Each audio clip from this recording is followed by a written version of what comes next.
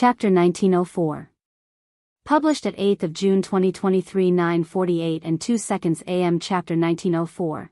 Reward if audio player doesn't work. Press stop then play button again. Lionel dropped to the ground, a surging pain that started from his face radiating out to the rest of his body.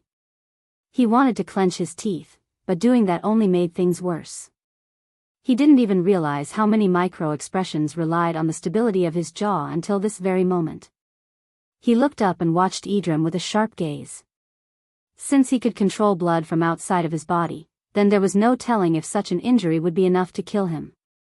For all Lionel knew, unless he could attack Idrim's soul directly, he wouldn't gain victory. Luckily, things weren't so exaggerated. This didn't seem to be Idrim's choice either. The moment the tribulation sensed his death, it was over. His body began to shimmer, his spear falling to the ground. I haven't lost yet. Idrim suddenly roared, realizing what was happening. By now, his casual demeanor had vanished and he was absolutely furious. It wasn't to the point that he looked like a madman, but he definitely couldn't hide his real thoughts anymore. Damn it. Idrim's bronze gaze blazed as he looked toward Lionel. By now, the latter knew that he likely looked ridiculous. He couldn't even hold his own jaw up, a combination of saliva and blood pooling out under no control of his own. However, he still withstood the pain, closed his jaw, and grinned a bloody smile. Baby, have a nice trip. Idrim's gaze turned malevolent, but Lionel's smile only grew brighter. It was only after Idrim vanished that he coughed, shaking his head. He had actually almost died in such a foolish way. Without his ability index, Idrim's speed of thought was naturally faster than his own just because of his race, that made falling into traps a troublesome eventuality.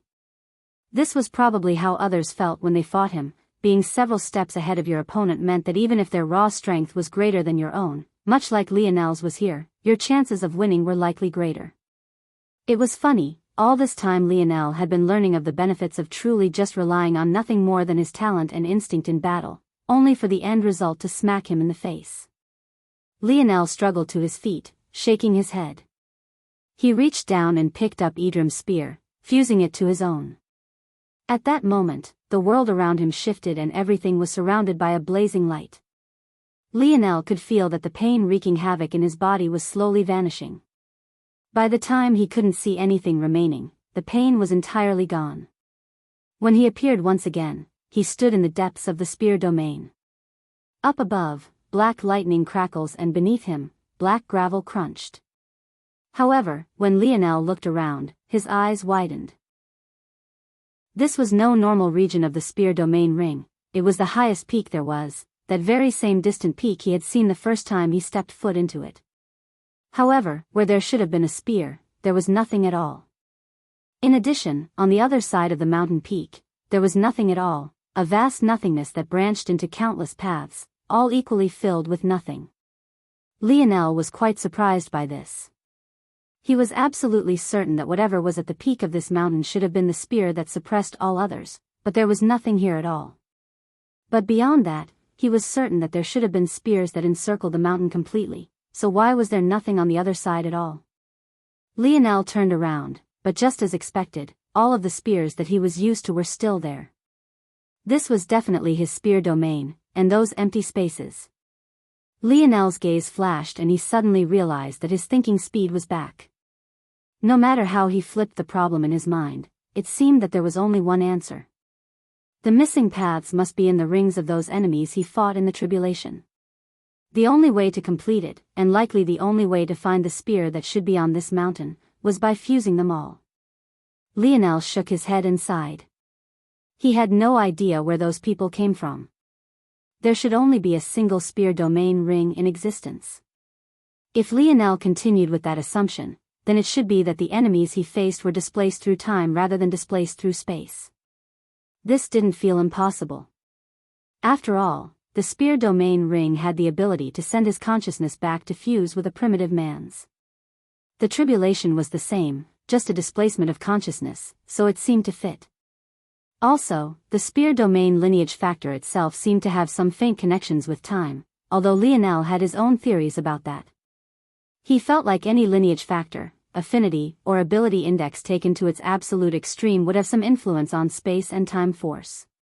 But regardless of whether he was correct or not, there was not. What was of core importance was the fact that the spear domain should have the potential to do so. But the question was why? To find the best spearman across eras? That didn't seem right either because of what he had heard from Nelligan. At least in Nelligan's case, his people seemed to interact with the tribulation in a linear fashion. It felt weird that the spear domain ring would displace itself across time, just to allow it to continue to be passed on normally. What was the point of that? Lionel's frown deepened. The more he thought about it, the more entangled and nonsensical it all seemed. Forget this, where are my rewards? Lionel was a bit worried about what might be happening back on Earth, so he wanted to take his rewards and leave as quickly as possible, but he was beginning to worry that there were no rewards at all. If there were no rewards, what was the point of the tribulation? Just for the right to keep the ring? That would be weird, and more than a little annoying. Suddenly, Lionel understood something. Could the reason he was brought here to begin with be the reward itself? Lionel looked toward the paths of darkness ahead of him and he felt a mysterious feeling. I see. Chapter 1905. Published at 8th of June 2023 9:47 and 58 seconds AM. Chapter 1905. Regret if audio player doesn't work, press stop then play button again. Lionel understood. The reward was these paths. Using his placement in exchange, he had the ability to connect his spear domain to more paths. He wasn't sure what extra rewards would come with doing so, but he was sure that they couldn't be bad. Lionel didn't hurry to establish any connections, instead scanning them one by one. He realized that they weren't all created equal. In fact, the vast majority of them were what he would call dormant, as though he could have established a connection with them whenever he wanted without having to worry about passing the tribulation first. Though, of course, he would have had to have the strength to walk to the top of this peak to begin with, something he was quite far from doing. Suddenly, something sparked within Lionel's dreamscape. Could this have something to do with the oddity that occurred in the spear domain ring before? The one that brought the tribulation forward for him? A flickering light couldn't help but dance in Lionel's eyes for a while until he eventually shook his head. It would be a waste to use his rewards on these dormant paths. Lionel had a feeling that the point of his reward, and even maybe why Idrim had been so infuriated, was because of these rewards right here. What he should be targeting weren't the dormant ones, but the paths that had some resistance to them. Lionel felt that there was a limited number that he could take under his wing. Given his performance, the amount that he could ignore the resistance of was quite high, but there were exactly 6 of them that had a great amount of resistance despite this. And beyond there were about a dozen others that Lionel felt that even with his rewards, it was absolutely impossible to budge them. His eyes couldn't help but narrow. His performance was definitely the very best it could have been. He didn't think that it was possible to do any more. In fact, Lionel was actually understating his performance. Of the 6 most resistant, aside from the dozen or so he couldn't budge at all, he had defeated 5 of them directly. Compared to others in his field, his performance wasn't just excellent, it was beyond excellent. A gold-grade evaluation simply wasn't able to cover it. That was when Lionel remembered something Urukai had called him, a suppressor. That title seemed to make it quite obvious that those with different tiers of spear force were sent to different tribulations. If he had allowed his spear force to enter the 6th dimension, he would have faced off against others with 6th-dimensional spear force, and the hill he had to climb to reach this point would have been both steeper and taller. That seemed to suggest that the paths he couldn't budge at all came from those taking higher-tier tribulations. Lionel's gaze narrowed and he ignored them, turning back to the strong 6. These ones were hard to budge, but it was possible. These 6 would have to be his target, namely this one. Lionel's gaze landed on the strongest of the 6. It wasn't by a large margin, minimal, even. However, Lionel was confident in his senses. This was definitely the one, and there was a better than 80% chance that this one was Idrim's.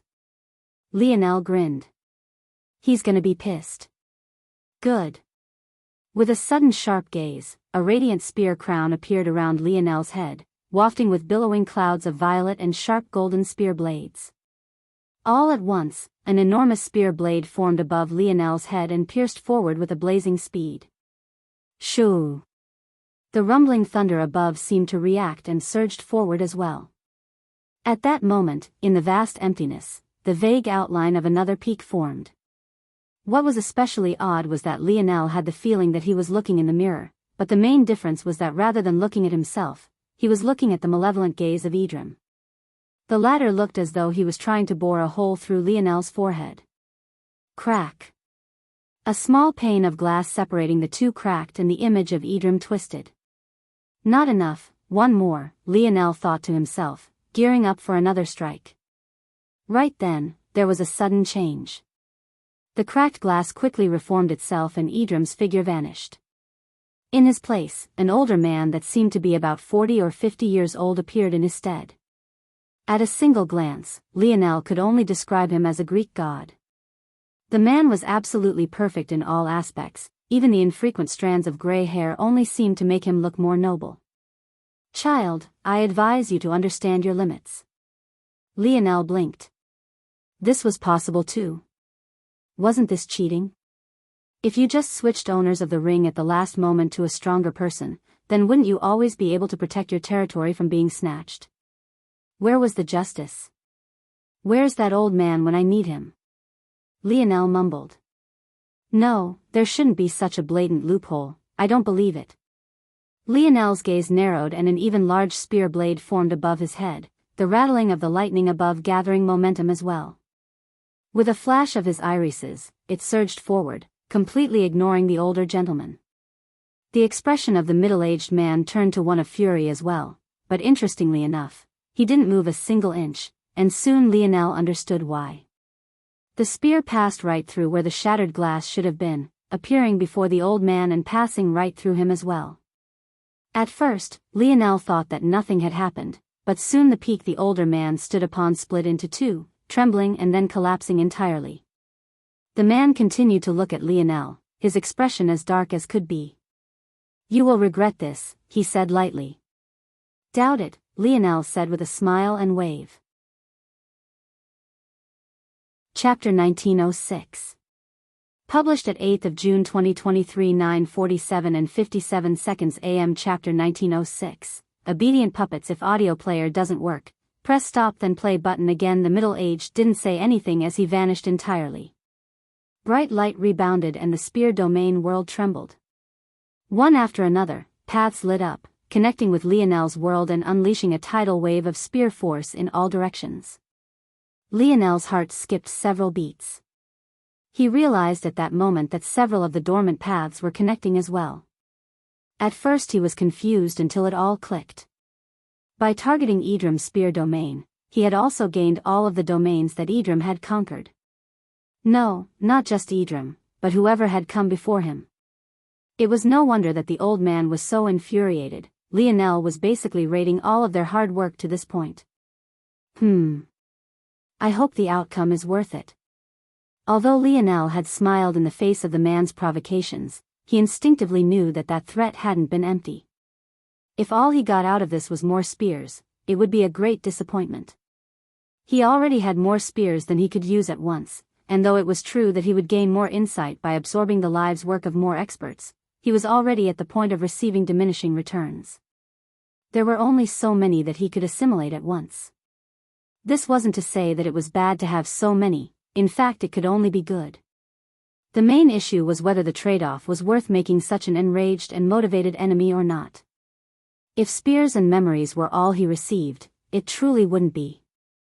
In fact, all of this would have pretty much been a waste of time, honestly. The lands below solidified, and worlds of spears appeared before Lionel, their strengths radiating.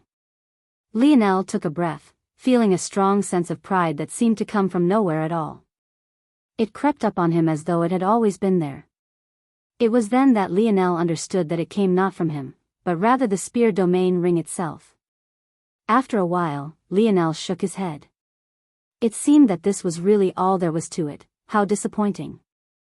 It didn't seem that he had enough strength left to claim another one of the main six. From the feeling within him, his rewards were only enough to assimilate a lesser one. Lionel randomly chose a path he felt he had just enough left to grasp and targeted it. There was some faint resistance, but it was far weaker and was easily dealt with by Lionel. He couldn't even see the figure that appeared clearly. The size of this one in the end wasn't even 5% of Idrim's, but it still gave Lionel a nice boost and everything settled in.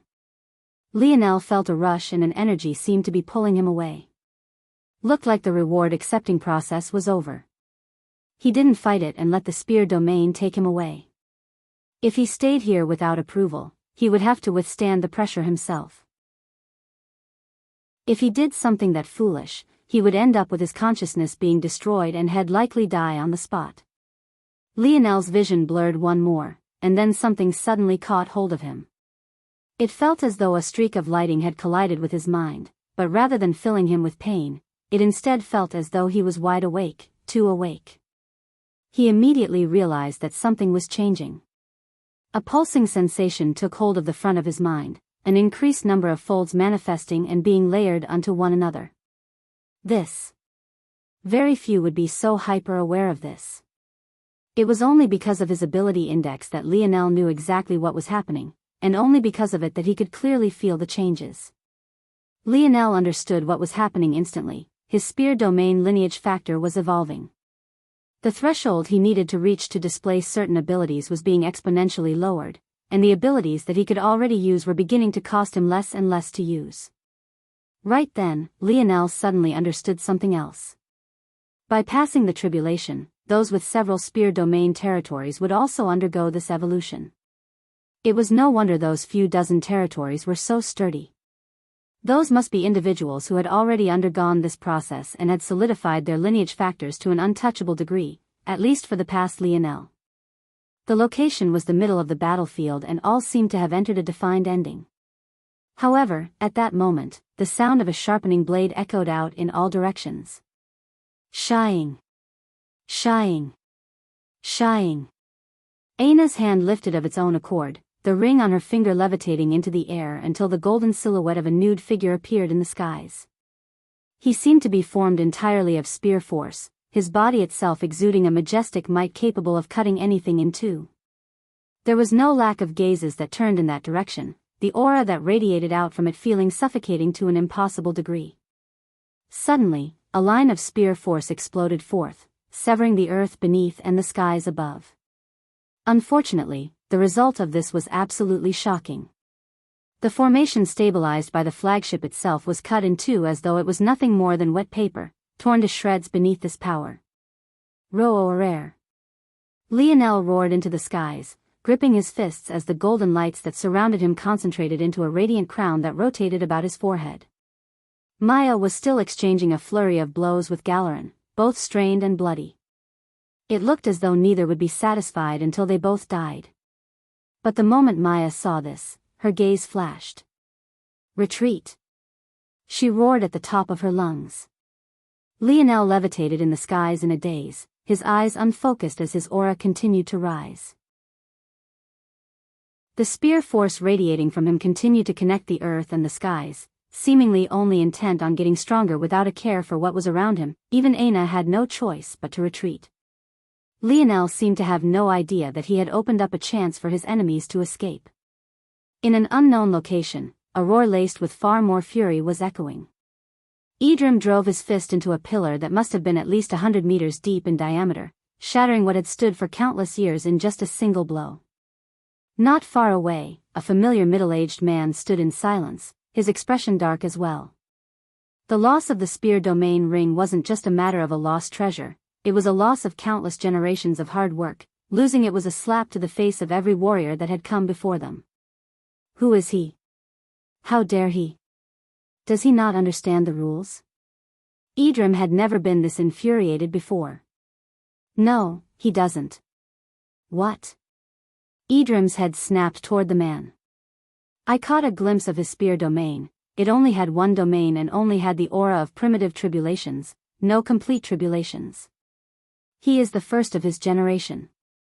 Hearing this, Idrim didn't feel any better. In fact, his expression only became worse.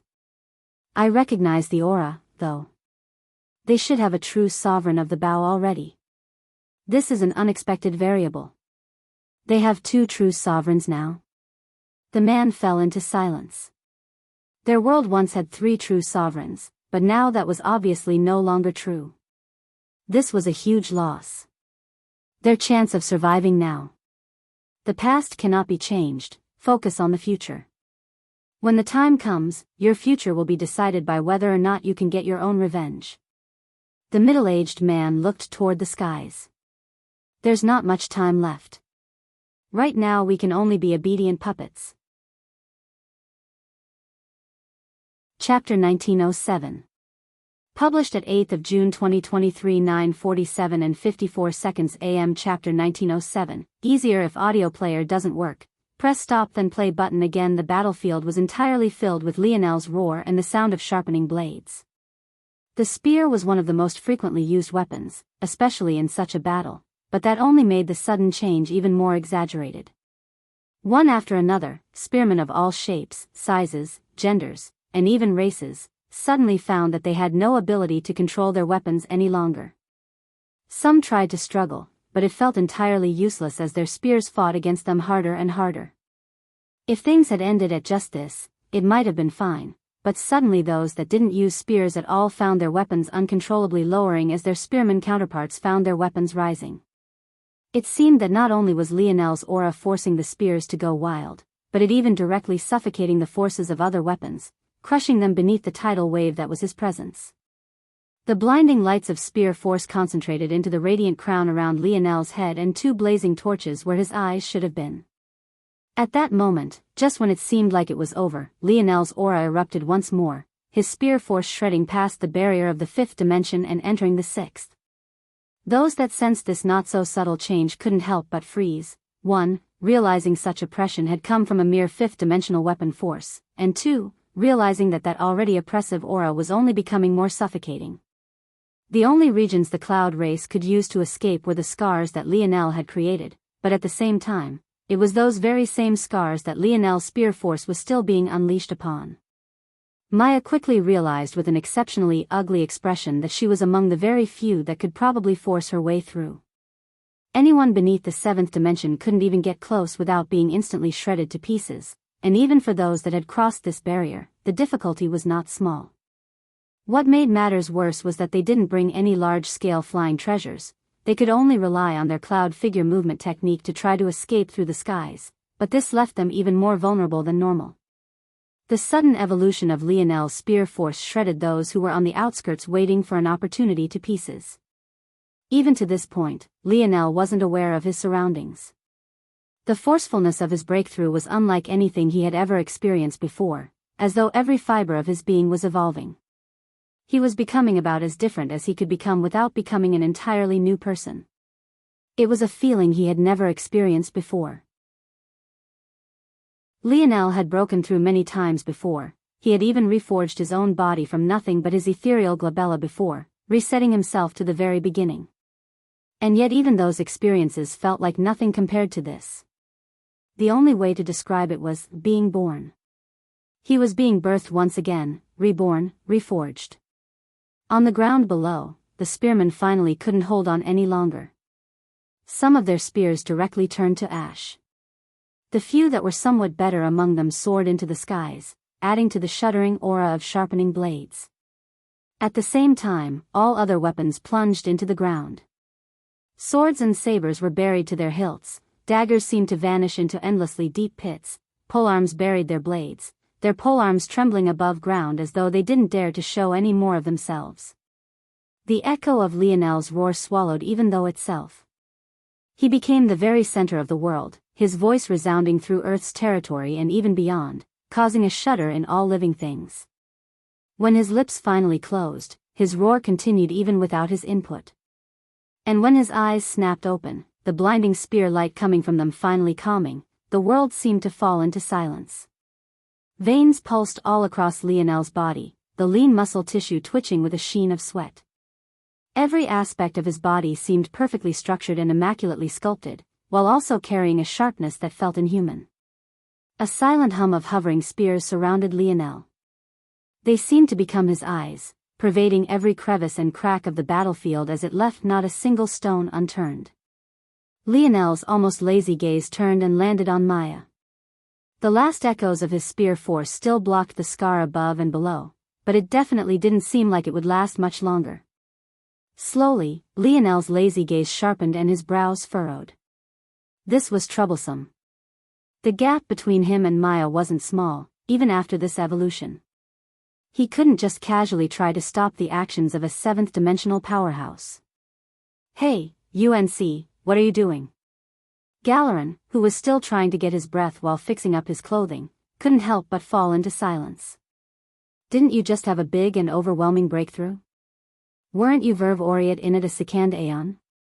Nin van kans thick nrlem tahioen with? Why were van a kind far helm now? Shameless." Galeron mumbled, taking a breath and stabilizing himself.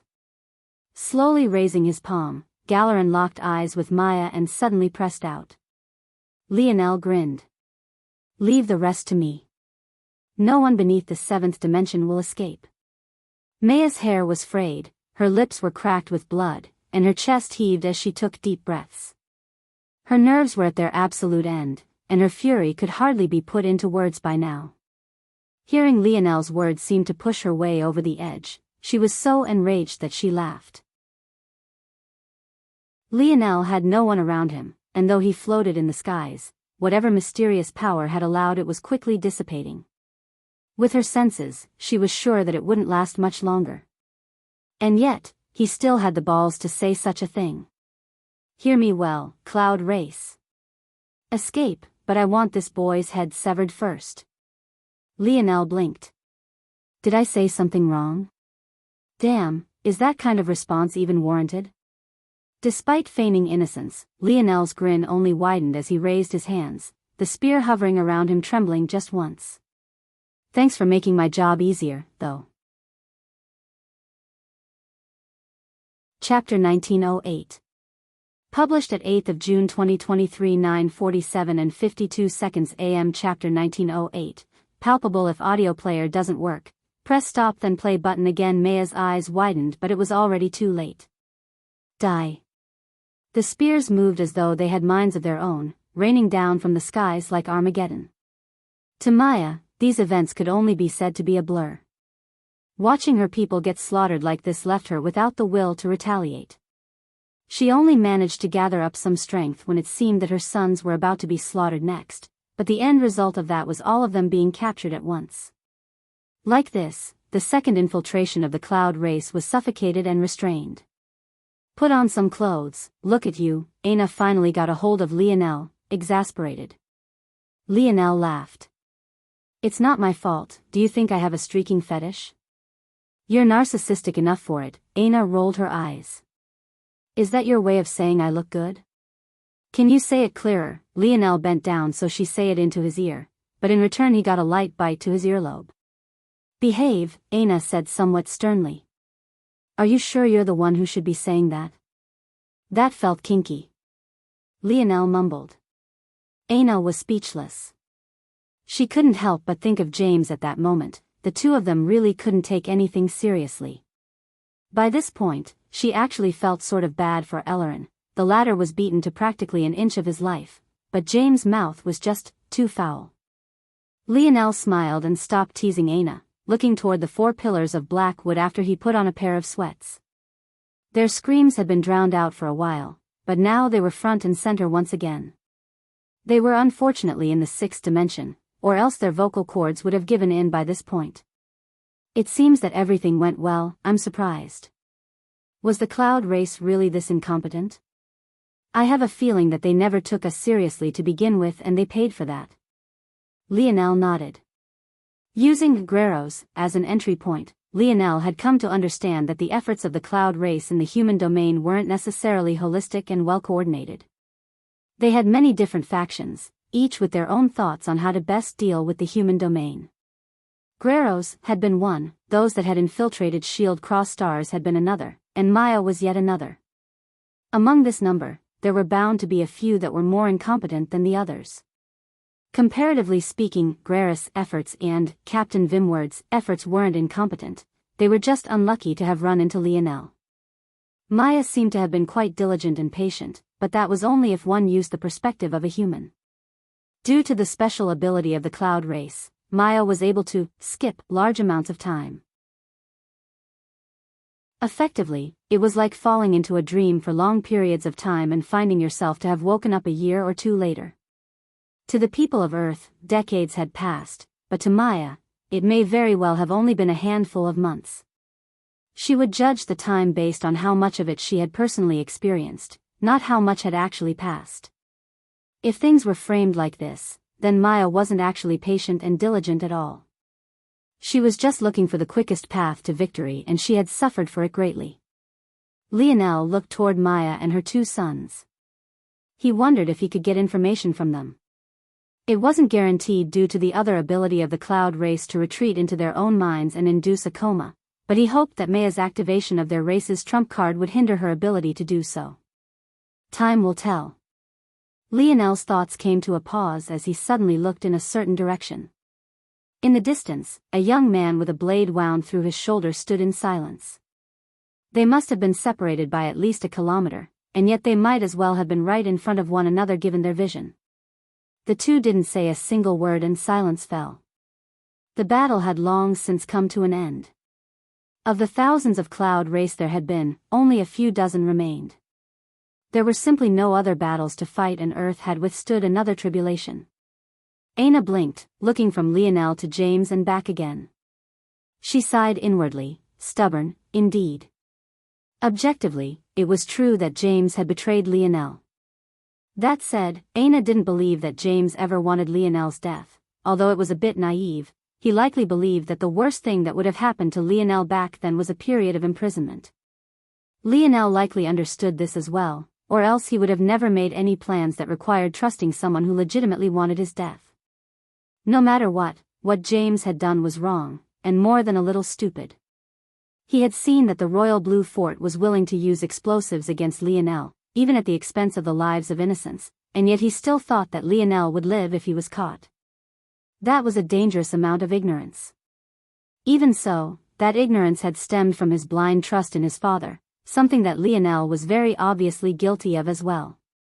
In addition, on the other hand, Lionel had been aware that James was struggling with something at the time, but rather than getting a sure answer of what was going on, he did what he always did, moving those around him as though they were puzzle pieces to fit into his own worldviews. That was a frustration that had been bubbling up within James for a long time, and it had almost frothed over after the championship game, before it finally couldn't be held back any longer after their last exchange of words that day so many years ago. Suddenly, the two men began to walk toward one another at the same time. They were separated by over a kilometer, and yet it only seemed to take the both of them a few steps until they stood no more than a half-meter apart from nose to nose. The silence was palpable and the atmosphere was even heavier. Bang! Two fists moved at once, Lionel's landing on James' cheek and James landing on Lionel's nose. Both spewed out a mouthful of blood, taking a single step back before they charged toward one another, butting heads and clasping palms. Bang! A concentrated blast of air rippled out in all directions. Chapter 1909.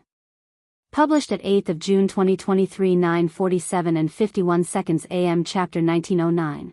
Bets if audio player doesn't work, press stop then play button again. Teeth and blood flew. Lionel grit his teeth. This son of a bitch really had a hard head. Hard-headed son of a bitch, James said through gritted teeth.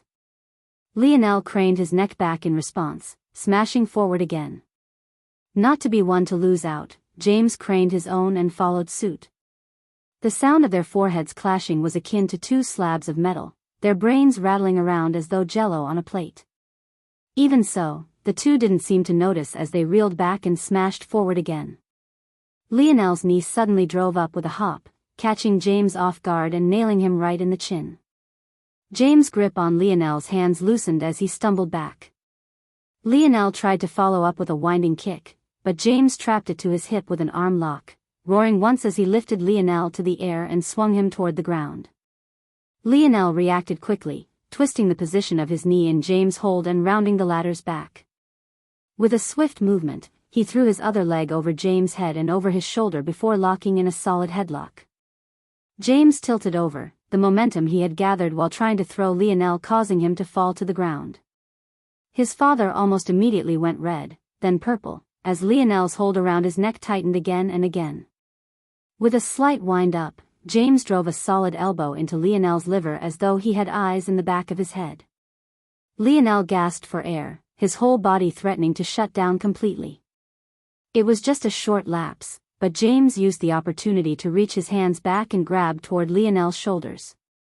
When James realized that Lionel wasn't wearing a shirt, he changed tactics and grabbed the latter's head, roaring out as he flipped Lionel over his head and smashed him toward the ground. The wind rushed out of Lionel's lungs, but he didn't have time to react as James' foot descended. Lionel flipped to his side once, dodging out of the way and palming the ground. He spun on his palm, sweeping his legs out and kicking James' own out from under him. James lost his footing, tumbling to the ground.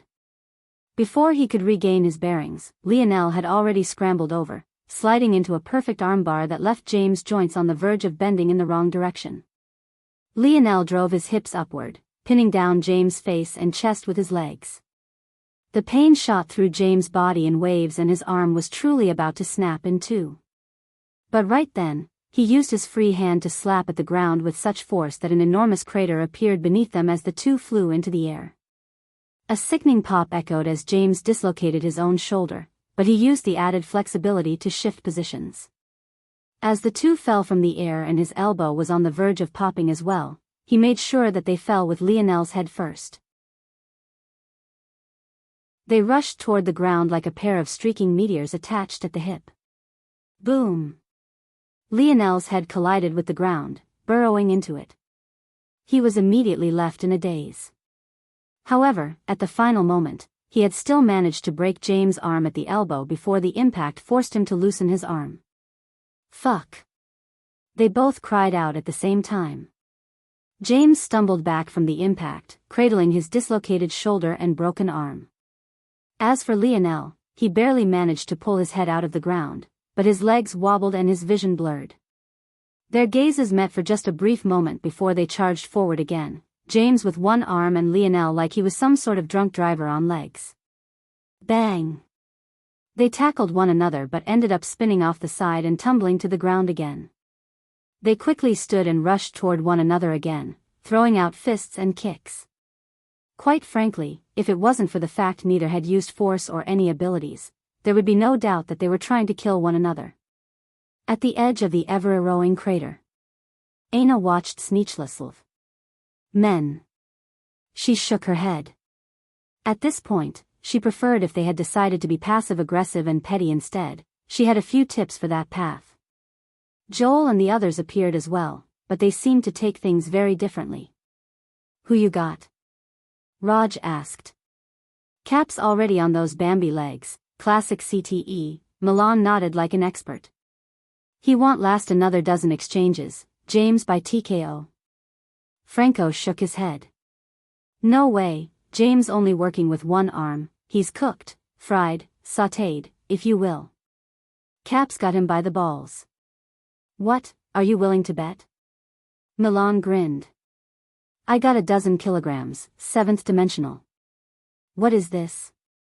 Do I look like a beggar to you? Pony up, Milan said with disdain. Women are expensive. Franco protested. Don't drag me down just because you're single. Ho ho, I didn't know that being whipped was something to brag about now, Milan laughed harder.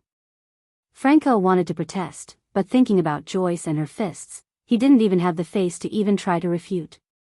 Franco's just poor, Raj laughed, I've got 1,000 kilograms right here on Cap, do you dare meathead? Milan, who had been feeling smug, suddenly choked on his breath. His head whipped around and he glared at Raj. Not all of them could form diamonds out of thin air. Raj laughed so hard his belly rolled in waves. Boom! A sudden collision caused all of their heads to snap over. SSSSS, Milan grimaced. Yeah, that doesn't look too good. Down below, both Lionel and James had kicked each other in the balls at the same time. It didn't look like it had been on purpose, but who knew with those two madmen? The both collapsed at the same time, writhing on the ground with tears coming out of their eyes. Chapter 1910. Published at 8th of June 2023 9:47 and 42 seconds AM. Chapter 1910. 3. If audio player doesn't work, press stop then play button again. Lionel coughed. Son of a bitch. He held on to his balls as though he was cradling precious porcelain. His eyes threatened to pop out of their sockets, veins writhing across his forehead. Fuck, James gasped, even your balls are hard, why does my foot hurt? Did sis put a chastity belt on you? Damn, how whipped are you? Fuck you, Lionel wheezed, his eyes tearing. Forget your foot, what about mine? I would have thought fucking all those prostitutes finally caught up to you and your dick fell off. I swear I hit nothing but bone. Don't mention that to me, that's still a sore spot, James whimpered. He still had no idea if Samoa was a real person or not, or if he had been toyed with the entire time. How annoying. Finally got your heart broken, huh? I tried to warn you, it was only a matter of time. My heart is just fine. As strong as a bull. A bull? That explains a lot. James used what strength he had left and kicked dirt toward Lionel's face, causing him to breathe it in and cough. Sorry, my bull tendencies are acting up again, James sneered. The two paused for a moment before they burst into a fit of laughter. Although it was described like this, one would have thought two lions were roaring. With their current level of strength, just their hearty laughter alone caused the earth to quake and the clouds to disperse. It could only be described as valiant. Moments later, the two struggled to their feet, ending up leaning on one another just to stand. The tenderness between their legs didn't allow them to walk normally. Bloody hell, you've gotten taller, James said speechlessly. He was used to being taller than Lionel, but only now did he realize that Lionel was actually taller than him by at least 3 inches now.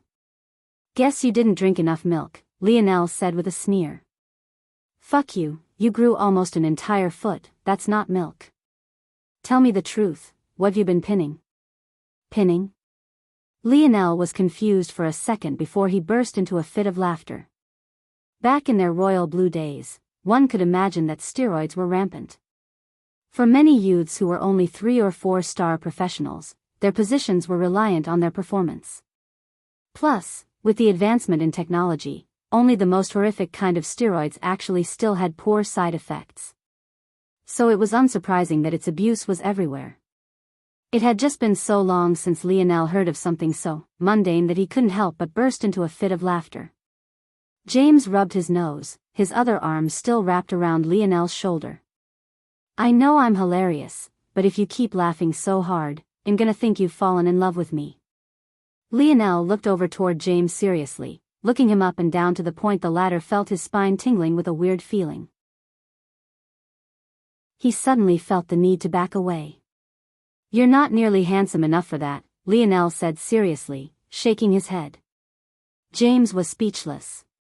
Hey, I ranked 1034th on the eligible minor list. I must be way higher now. I could be a runway model if I really wanted. Lionel looked at James with no small hints of disdain. 1034th? You don't feel ashamed? Plus, how long has it been since you've been a minor? Talk about peaking in high school? James grinned. If you're jealous about only being ranked 3021st back then, just say so. The have-nots always want to pretend like such things don't matter, how petty. Okay, alright. Raj roared from above. How about you two get a room? This lovey-dovey shit is making me sick. Raj, you still haven't lost any weight after all these years? James rebutted. Your bitch loves these rolls, why would I get rid of them? Excuse me? James covered his mouth, trying his best not to burst into a fit of laughter as a young woman he recognized as one of Aina's best friends appeared by Raj. Ah. Raj opened his mouth to respond but immediately went red, not daring to look toward Yuri. He had gotten swept up in the moment and forget that they weren't in the boys' locker room any longer.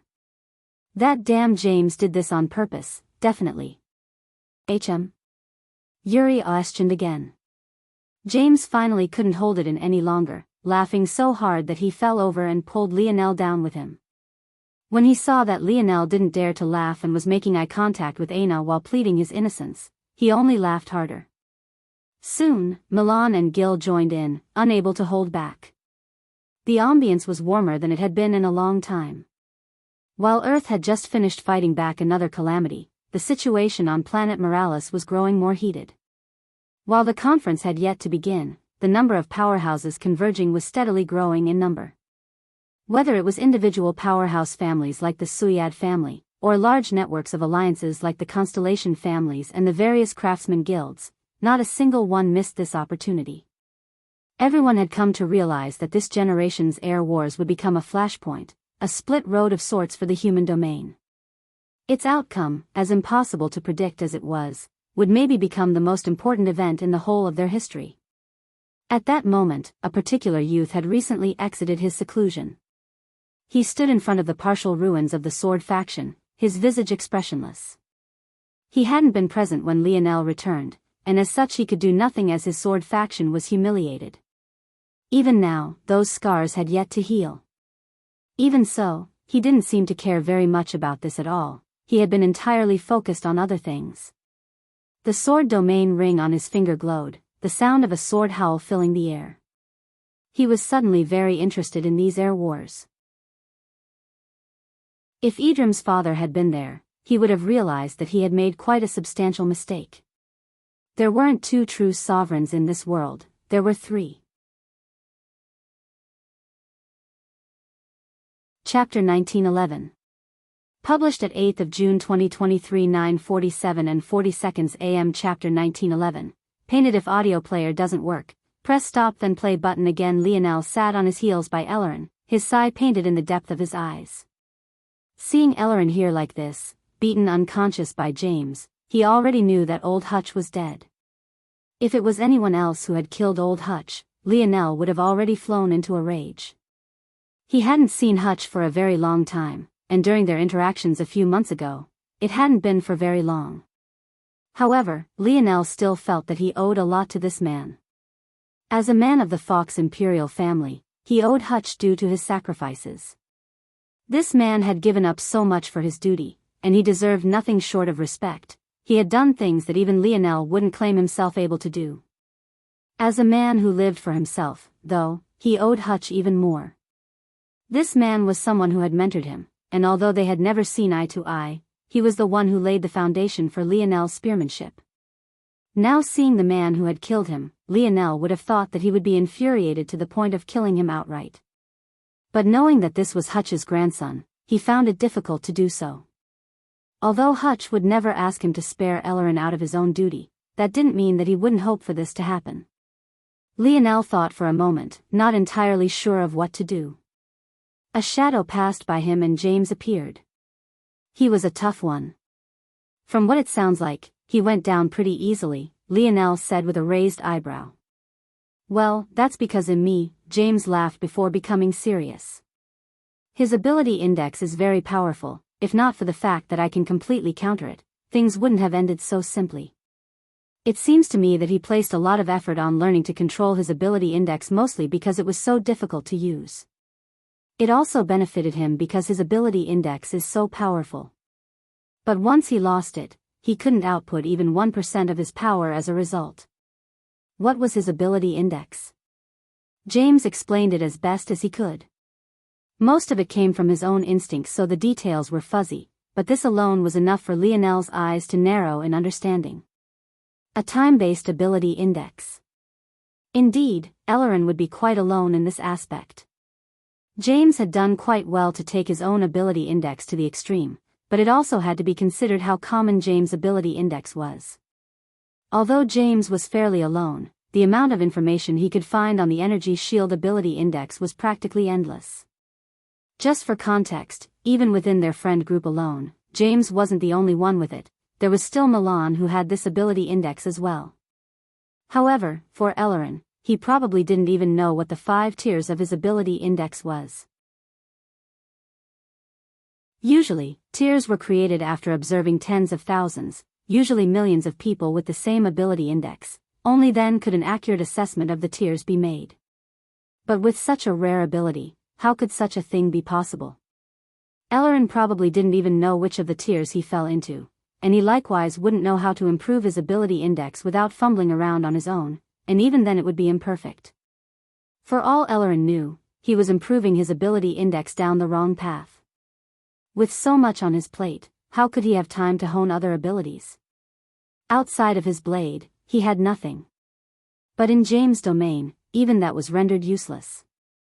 Honestly, Lionel couldn't think of many who could defeat James, but he could think of many that would have performed a lot better.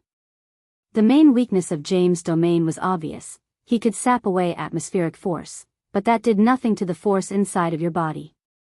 Unfortunately for Ellerin, his ability index was entirely reliant on observing outside forces and then executing his next steps based on that. When James said he perfectly countered Ellerin, he wasn't lying. After a long while of silence, Lionel exhaled and pressed a finger forward, pushing it down onto Ellerin's forehead. At that moment, Ellerin suddenly reacted and his blade shot out with a great amount of speed. He didn't seem to be awake at all, but his body still reacted instinctually. Even so, James reacted faster, an energy shield appearing between Lionel's neck and the blade. Without any more fanfare, the blade was stopped and Lionel's finger pressed onto Ellerin's forehead. A seed was formed and Ellerin was quickly bound to Lionel much like Harmony had been. Ellerin's eyes struggled to open, but in doing so, he coughed up a mouthful of blood. The blurriness in his eyes were too great and he couldn't see anything above him. The sun felt far too bright. At that moment, though, a warm current passed over him and seemed to alleviate the worst of his injuries somewhat. Ellerin's vision finally cleared, but when he saw that it was Lionel who was above him, his expressionless gaze turned cold. At this moment, he didn't see Lionel, he saw a member of the Fox Imperial family. The difference was subtle and yet it made all the difference. "I would retract that gaze if I were you," Lionel said coldly. "Not only is your life in my hands, but a person willing to murder their own grandfather like you has no right to look at me or anyone like that for that matter. Regardless of what you think the Imperial family is guilty of, at the very least it's not patricide. Whether you want to or not, they'll make you slave for your whole life for the sake of the cause your grandfather devoted himself to. Maybe then, when you die, you'll be able to look him in the eye." Lionel's voice was cold and carried not the slightest hint of care. Even facing Ellerin's hostile gaze, he was unmoved. As far as he was concerned, allowing Ellerin a chance to live was already his act of mercy. He owed him nothing else. Chapter 1912. Published at 8th of June 2023 9:47 and 16 seconds AM. Chapter 1912. Necessary if audio player doesn't work, press stop then play button again. Lionel sat in silent meditation, trying to feel the changes to his body. The changes previously had happened far too quickly and he wasn't sure what had actually happened to his body. He wasn't even aware of having become a so-called true sovereign. He had heard about true sovereigns before, but he knew next to nothing about them. He wasn't sure what the separation was, and even after becoming one, he only had a faint inkling. For example, when his aura had flooded outward previously, it wasn't just that spears had reacted to him, but other weapons were suppressed as well. Previously, Lionel couldn't even influence spears from a distance. They had to actually attack him for him to be able to negate them. But now, he seemed to have an area of effect on not just spears, but all weapons to a certain extent. It was a mysterious sort of feeling and it made him see through the uniqueness of weapon forces all the more. Not only did they seem to have a strong link with his soul, but they seemed to be linked to one another in a special sort of way as well. Of course, this was the case for all forces. After all, due to his fire affinity, Lionel could somewhat suppress and control all other fires, though not to such an exaggerated effect. If weapons forces were forces, as was natural, then it only made sense for a high affinity in one to have such an impact. But the oddity of this lied in its connection with the soul. Weapon forces almost seemed unique to the person. There was such a huge variety among them that it was almost impossible to account for them all. It was even to the point that two spear forces could feel entirely different from one another. When things were looked at like this, it almost felt weird that a person could use some arbitrary connection to influence others at all. However, that was just the first layers of oddity. Setting weapon forces aside, almost all other forces existed without human input. Whether or not there were conscious beings alive, fire force, water force, wind force, etc., would have to exist no matter what. Beyond that, the likes of spatial force and time force were tied into the very fabric of reality itself. That said, if all weapon forces were suddenly wiped from existence right this moment, what would happen? The answer was nothing. Interestingly enough, there was one other force that was exactly like that as well. Dream force, or more accurately, its root, soul force. Ultimately, dream force was just the root of human consciousness. It didn't need to exist for the universe to exist, right? Something about that conclusion just didn't sit right with Lionel, but it somehow felt logically sound. If weapon forces could be erased without consequence, there was no reason for dream force to be any different. Both were reliant on the existence of living beings, and the universe didn't need such a thing to function. After all, 999% of the dimensional verse was void of any life at all. It was clearly not needed. Even in meditation, Lionel couldn't help but frown. There was something wrong with this conclusion. If the metric was how little of the force existed in the grand scheme, then the universe technically didn't need any force whatsoever because 999% of the universe was also empty space. Although there had been a ton of research on dark matter on third-dimensional Earth, there were never any solid conclusions, and Lionel had never heard of an equivalent in the dimensional verse. If the metric was instead necessity, you could try to argue that no force was technically necessary. There were planets and even entire galaxies with center force concentrations so high that only a single kind could be found. Is that true? Or is it rather the case that other forces are there but just in incredibly low concentrations? Lionel felt that he was going around in circles. He didn't even know what his original hypothesis was. What was he even trying to conclude? If I wanted to prove that a force was necessary or unnecessary, I would need to understand it so fundamentally enough to create a theory of the dimensional verse, a theory that could explain everything. Who am I to say that dream force isn't necessary?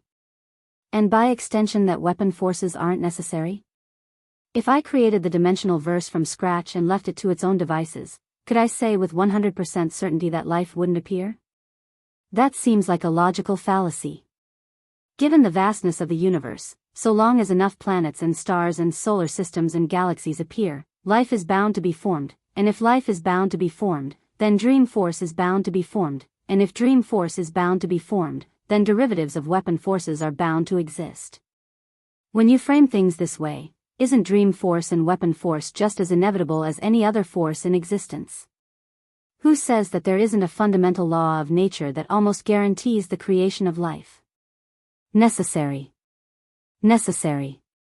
The space around Lionel continued to tremble, growing more and more fierce with each passing moment. Spear force seemed to manifest from nothing at all, becoming extensions of life ripped out from the atmosphere no differently from any other force. Lionel suddenly found that just like he could use his mage core to control atmospheric fire force or spatial force or light force, he was actually also able to find strands of spear force as well. No, he didn't find spear force, he birthed it. He made it necessary. By virtue of his existence, by virtue of the fact he was a living being who exuded dream force, he necessitated the existence of weapon forces, he necessitated the existence of spear force. Bang! Bang! The world quaked and Lionel's aura began to surge. Lionel still didn't have a theory of existence, such a thing was far too beyond him. However, his very thinking itself had shifted. He realized that he had been wrong in his approach all this time. Mastering the spear wasn't about deducing it like some sort of formula. However, mastering the spear also wasn't about listening to it as though it could whisper its truths to you either. Even so, Lionel had no choice but to admit that old Hutch's approach had been far closer to the truth than he had. From the very beginning, Lionel had treated the spear like some synthetic creation separate from other forces because it seemed man-made. But now he saw something different. his perspective shifted and he saw spear force for what it was. Necessary. Spear force was no less naturally occurring than any other force in existence. In that instant, led along the door to the 7th dimension, Lionel sensed the door to the 8th. Whether it was his spear force or his bow force, the blows to both felt like they had been blown wide open. Lionel's body trembled and a shocking pulse of bow force radiated out from his body. His bow force, which had always been a delicate white color, began to shimmer and change, becoming more and more gold with every passing second until it suddenly became no less resplendent than his spear force. The barrier to Tier 5 shattered, and then the barrier to Tier 6 shattered right after it. In one single step, Lionel crossed from Tier 4 of the 6th dimension to Tier 7. Chapter 1913.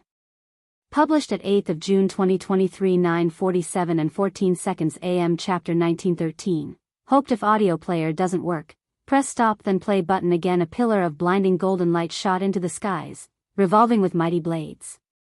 Spear and bow force spiraled about one another, piercing the veil of the skies and echoing across the human domain with the howl of blades. Lionel's gaze flashed open, a sharp golden light echoing in countless ripples before they slowly calmed. Sitting in silence, Lionel didn't move immediately. Inwardly, he felt as though there was a natural flow to his breakthroughs, one that made them seamlessly stack on top of one another and stream from one to the next effortlessly. This sounded ridiculous. After all, Lionel entered the 6th dimension with dimensional cleanse. He crossed into Tier 3 using Dream Force, then he crossed the watershed of Tier 3 and Tier 4 using Earth Force, and now he crossed into Tier 7 using Spear and Bow Force. It was nonsensical to think that he was flowing from one to the next smoothly, and in fact, it felt quite ridiculous. However, the more Lionel thought about it, the more beautiful he felt it was. To Tier 3, he had expanded his views on Dream Force. The demoness had such a grasp of Dream Force that others just thinking about her existence would alert her. It was a level of control and comprehension that even the current Lionel couldn't hope to fathom, and he couldn't even quite see the road to reaching such a level just yet. To enter Tier 4, he expanded his views on Earth Force. He realized that Earth Force wasn't some intangible object, and it was actually a fundamental part of life.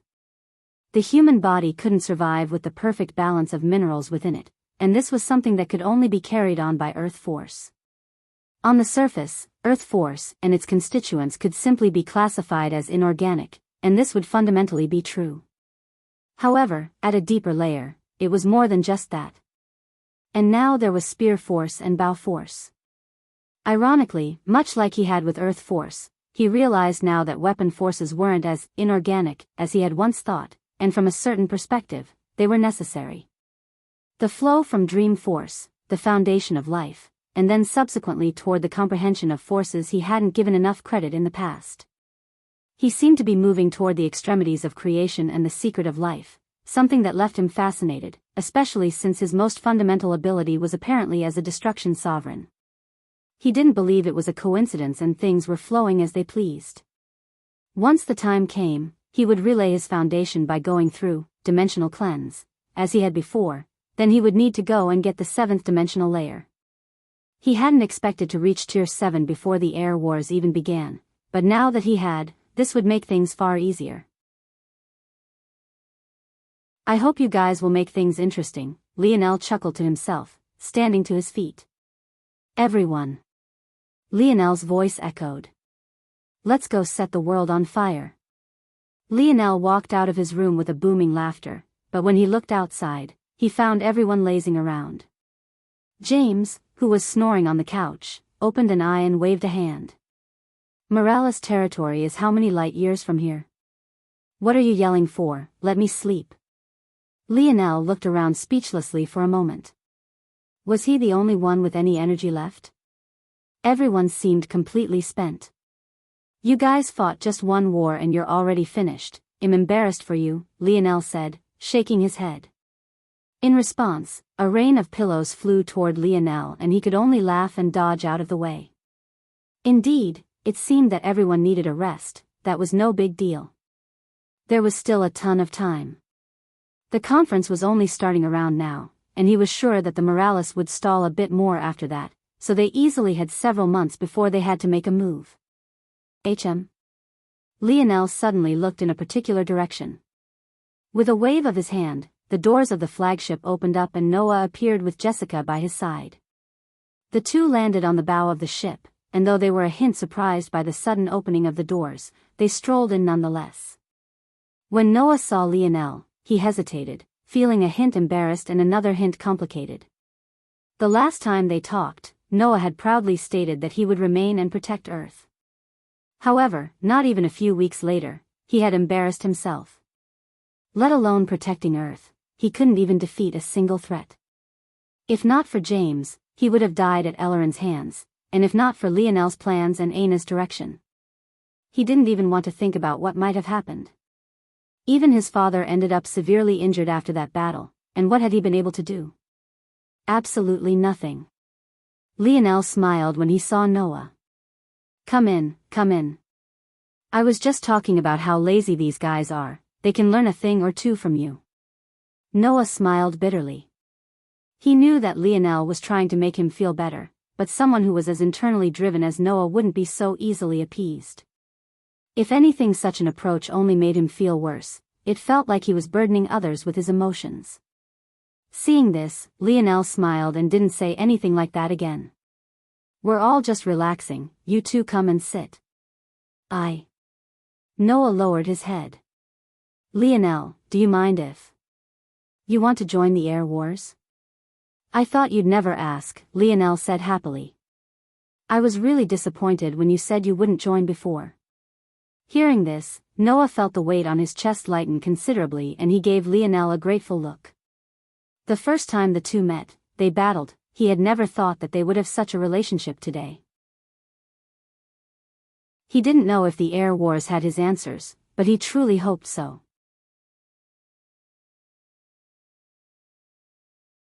Chapter 1914.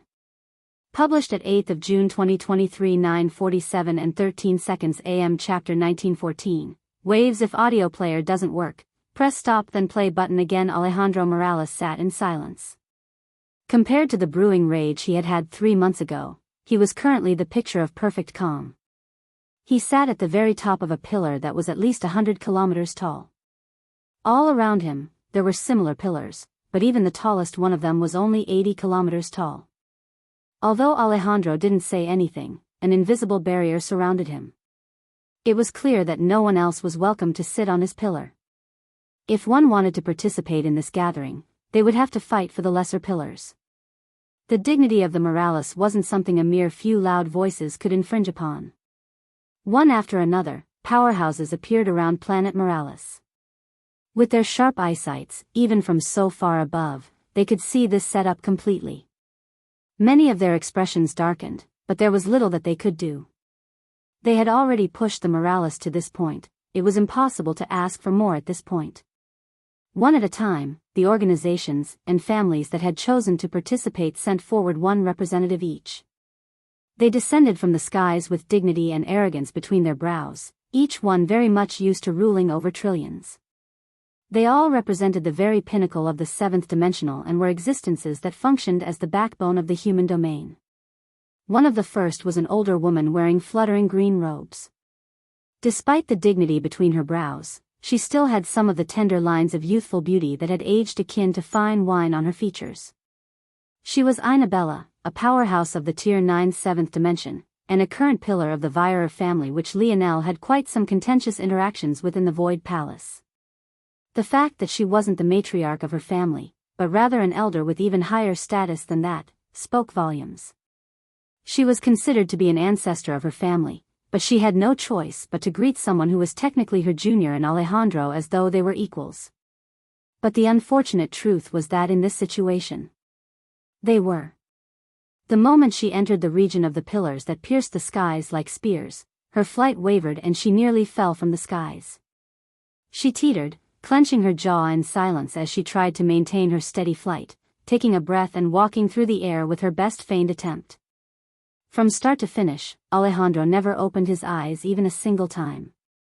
After a while of struggling, Inabella finally managed to land on a pillar that was 60 kilometers tall, landing stably. Although she looked up toward Alejandro with a hint of coldness in her eyes, she didn't say anything as she sat and crossed her legs and began to recuperate. Those that were waiting on the outside watched this with solemn expressions. Inabella was quite famous in her day, and she had also been a domain-ranked disciple of the Void Palace. And yet, she had only been able to claim a 60-kilometer-tall pillar. The worst part was that the lowest pillar there stood at 50 kilometers tall. In this context, 10 kilometers was too small of a gap. Those families that were substantially weaker than the Vierer family had on especially ugly expressions. If even the Vierer family was like this, what chance did they stand?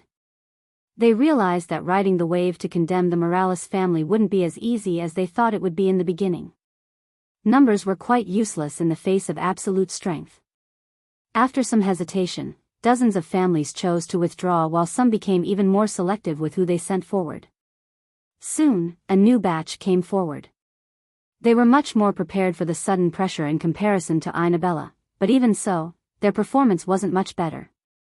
In fact, not a single one managed to reach the 60-kilometer pillars, all of them accumulating along the most numerous 50-kilometer pillars. In fact, some of them still overestimated themselves, falling to the ground below red-faced and embarrassed. While none of the failures died, they had no choice but to walk at the pace of a mortal to leave the area of the suppression, only to become the scrutiny of everyone above. Witnessing others being embarrassed to such an extent only made others less and less likely to participate. It took a very long while before the next 60-kilometer pillar was filled, this time by an older man.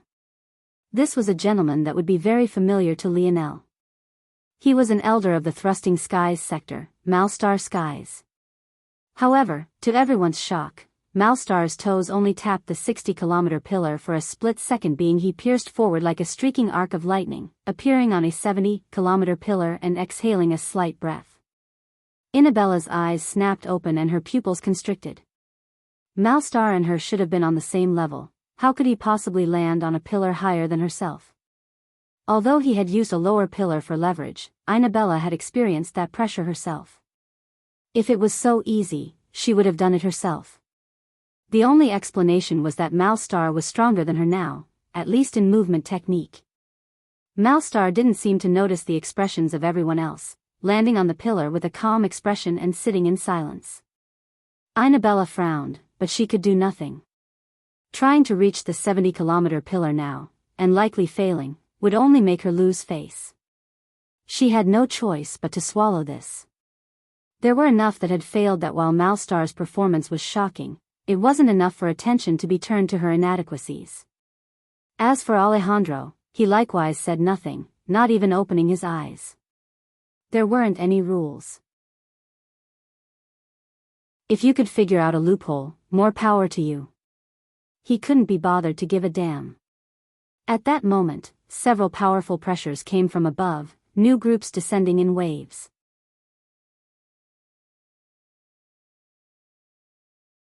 Chapter 1915. Published at 8th of June 2023 9:47 and 11 seconds AM. Chapter 1915. Silence if audio player doesn't work. Press stop then play button again. The vast majority that descended could only take up 50-kilometer tall pillars. However, as time passed, more and more powerful existences began to make their presences known. After Inabella, a group of organizations appeared swiftly, all three of which were actually prominent religions taking their place on the 60-kilometer pillars. There was the evergreen religion, the Zoltene faith, and the final was the third largest religion of the human domain, the Star faith. The Star faith was quite mysterious in that they didn't worship a person, but rather a force. Their belief was that the most fundamental force in existence was Star Force, acting as the foundation of all things. Unsurprisingly, their people tended to have exceptional Star Force affinity, as this was believed by them to make these individuals the harbingers of the universe's will. The numbers of the 60-kilometer pillars were swiftly filled, much like the 50-kilometer pillars before them. And then, slowly but surely, powerhouses that could occupy the 70-kilometer pillars began to appear one after another. Smaller families of the Constellation Bao Alliance fell into this category. The Hawk family, the Hood family, the Elven family. Not far behind them were the families that upheld the spearmanship. These were the families that mostly made up the stalwart polearm party. Among this number, there were quite a few that preferred weapons like the glaive and halberd as well. The Croft family, the Sterling family, the Diablo family.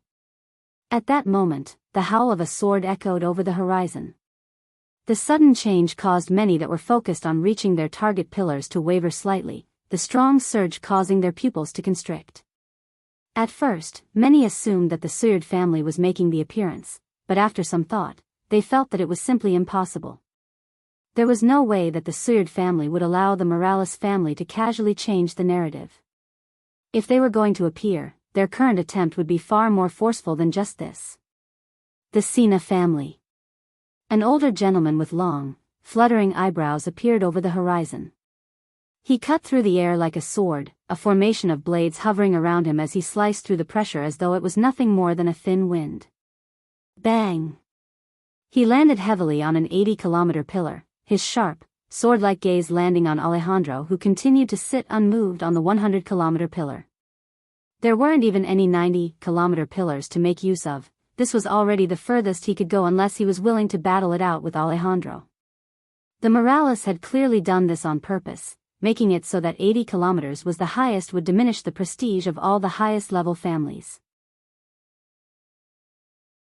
The Suyard family was definitely on a far higher level than his Sina family, but wouldn't they have to obediently pick out an 80-kilometer pillar?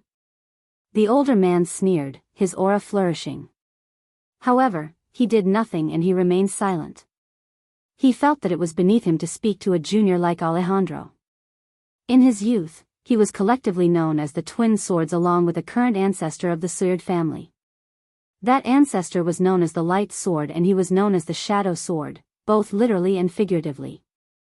The relationship of the Sina and Suyard families weren't exactly like master and subordinate and was much more complex than that, but even setting such a thing aside, just his status alone was far beyond just pettiness. After releasing his aura to make his displeasure known, he said nothing else and sat in meditation. He wondered if Alejandro would be able to remain so nonchalant in a few more moments. The appearance of the Shadow Sword seemed to have unleashed an avalanche onto Morales territory. One after another, the Constellation families began to appear one after another, each one carving paths toward the 80-kilometer pillars. The Gamine family, the Libra family, the Tor family, the Terrius family, the Pius family, the Cornus family, the Cancer family, the Ram family, the Virgo family, the Aquarius family, the Pisc family, the Leo family. The uproarious laughter of Vanuzzi Leo echoed through the skies, dispersing the clouds and causing the narrow pillars to sway from side to side. Many of the weaker existences were forced to grit their teeth and unleash their force to forcefully stabilize themselves. Behind the Constellation families came the number one religion of the human domain. Their representative was a young woman with thick and large sleeves that hid her hands in a clasp of prayer. A halo hung above her head and it seemed very much real. It didn't seem to be a gimmick or even something forcefully created by force. Even if it was, she was simply too beautiful for others to lambast. This young woman was known as a demi-goddess to their religion, a young woman with spiritual blood running through her veins. This was the spiritual faith, the strongest religion of the human domain and one that worshipped not a person, nor a force, but rather an entire race.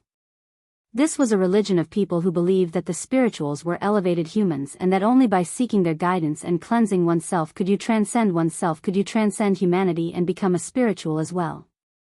If the strongest factions of the human domain were to be listed, there was no doubt that the spiritual faith would be among them, although they were often neglected. The Morales, the Suyards, the Constellation Alliance, the Guild Alliance, Shield Cross Stars, the Void Palace, and finally, the spiritual faith. Of these powerhouses, 3 had arrived. But in keeping with the humble nature necessitated by her religion, the demi-goddess didn't fight for a higher place, simply gliding to a position on an 80-kilometer pillar. At that moment, though, the situation seemed that it was finally about to change. An unexpected ship appeared over the horizon and an even more unexpected person stepped out. The young woman was gorgeous beyond words and perfect beyond description. Cynthia Oman, the scorned Queen Beauty, stepped through the air, fluttering down with gentle steps. The entire world seemed to fall into silence.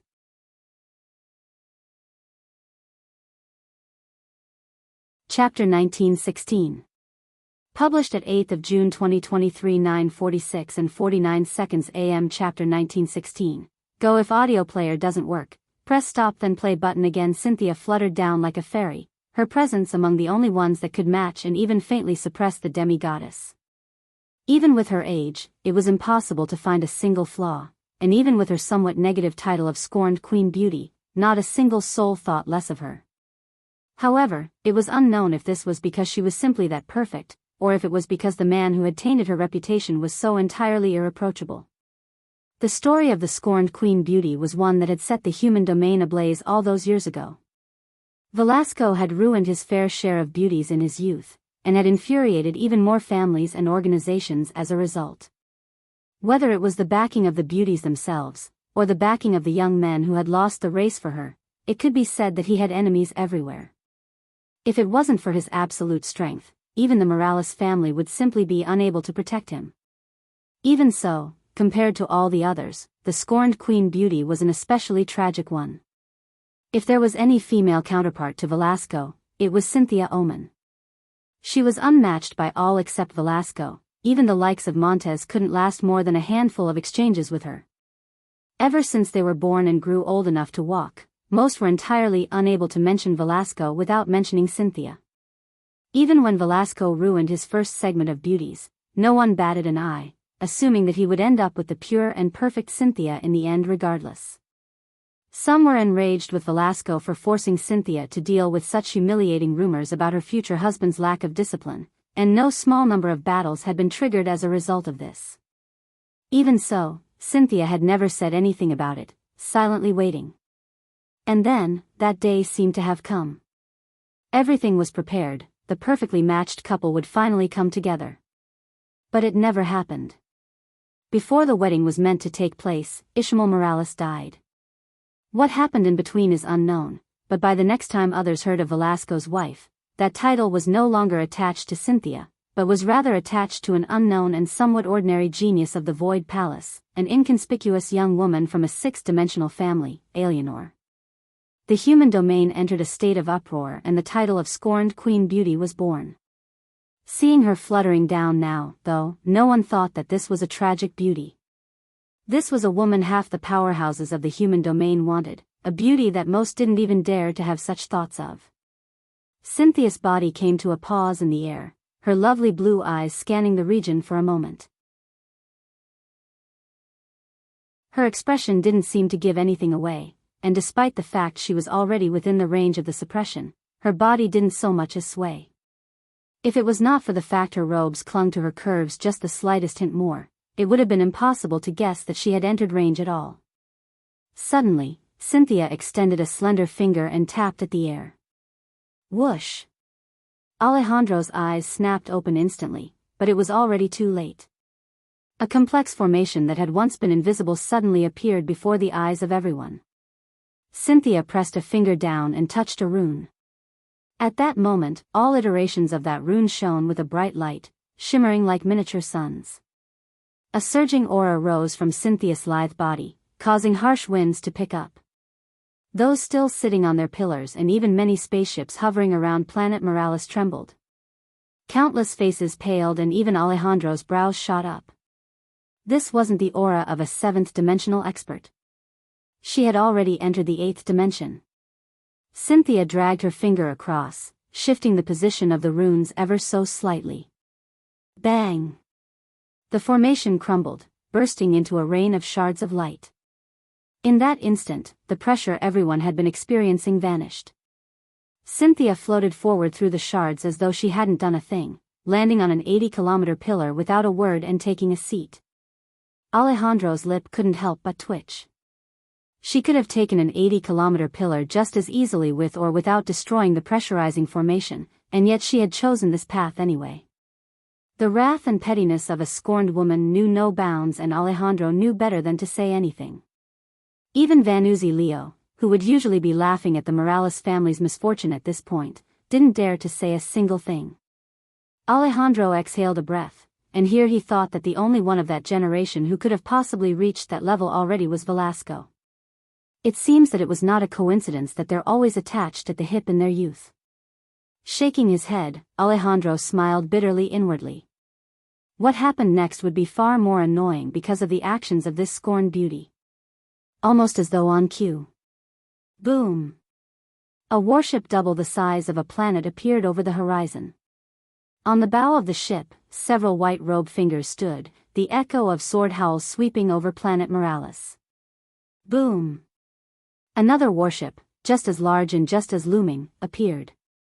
On the bow, men and women with bows striped across their chests stood in silence, the howl of bow force echoing over the planet. Go! 2 young men glided forward. Compared to the others present, they're clearly out of place and were without a doubt members of Lionel's generation. The bow deity, Nazag Terius. The sword deity, Amory Suyard. The goal of the Terius and Suyard families was clear and obvious, and Cynthia's actions had allowed it to happen. The Morales had sent forward a junior that was young that 99% of those there, so they would send a pair even younger than that. Not only would this clearly knock the Morales down a pair, it would make their attempt to protect Lionel feel far more glaring than it should have.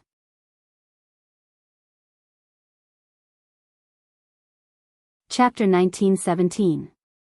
Published at 8th of June 2023 9:46 and 38 seconds AM. Chapter 1917. Real if audio player doesn't work, press stop then play button again. The 2 young men seemed to ride a wave of weapon force, landing on their pillars with a bang. Despite the seniority of those around them, their visages were the picture of indifference. It was clear at a glance why they were chosen to carry the future of their families. Alejandro didn't bother to close his eyes once again, and he had long since regained his composure. He angled his head to the skies, seemingly waiting to see if anyone else would appear. This was unlikely, whether it was the Void Palace or Shield Cross Stars. They were both committed to neutrality, and everyone else of note was already present. Plus, the Void Palace wasn't made up of families and organizations like this, while Shield Cross Stars, although they were very invested in not placing any sort of nepotism front and center for obvious reasons. It seems like everyone is here, Alejandro said lightly. Although his voice was soft, it easily traveled to everyone. The purpose of this gathering is to discuss the finalized rules of the air wars, however. Alejandro's gaze flashed with lightning, the clouds above darkening.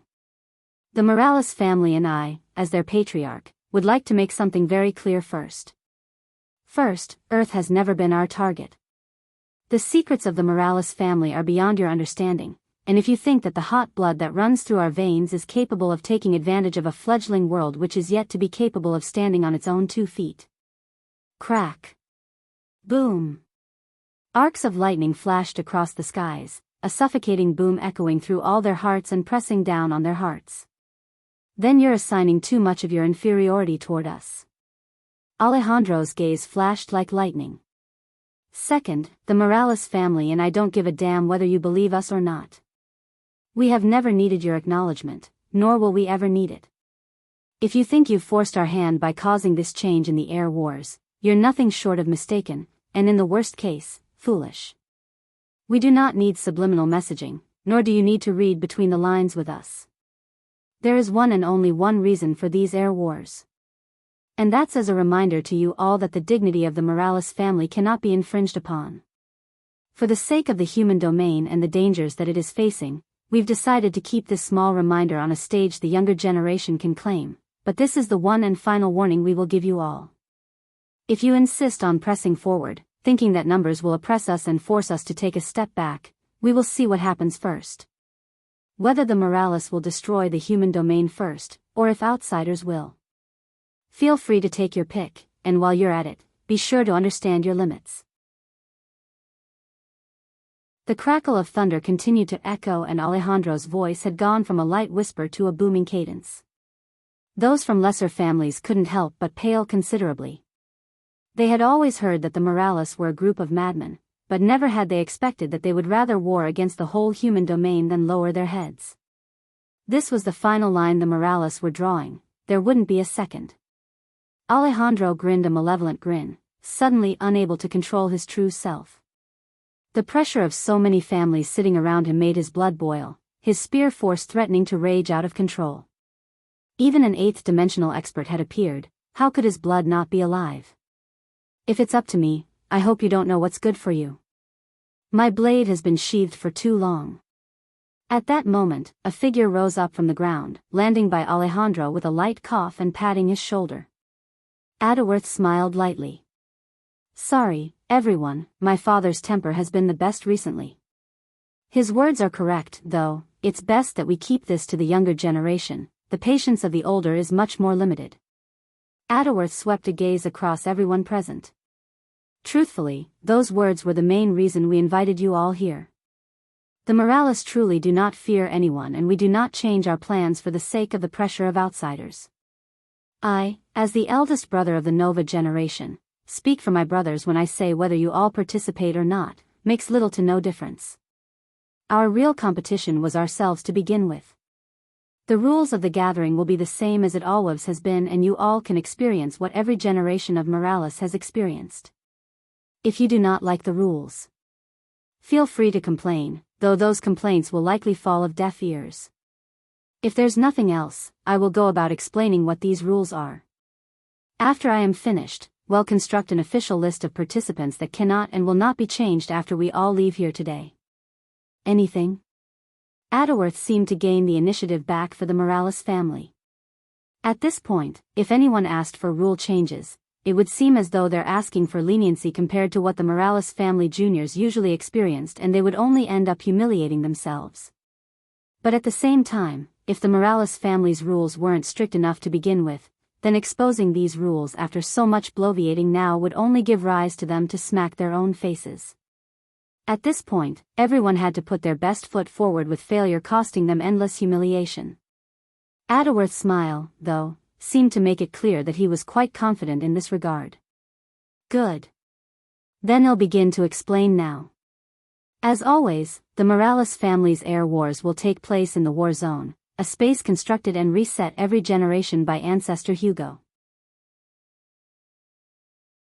The main fixture of this world is that for its residents and the general world, time moves 100 times faster than normal. Although this space is virtually constructed, the danger, injuries, and death are very much real.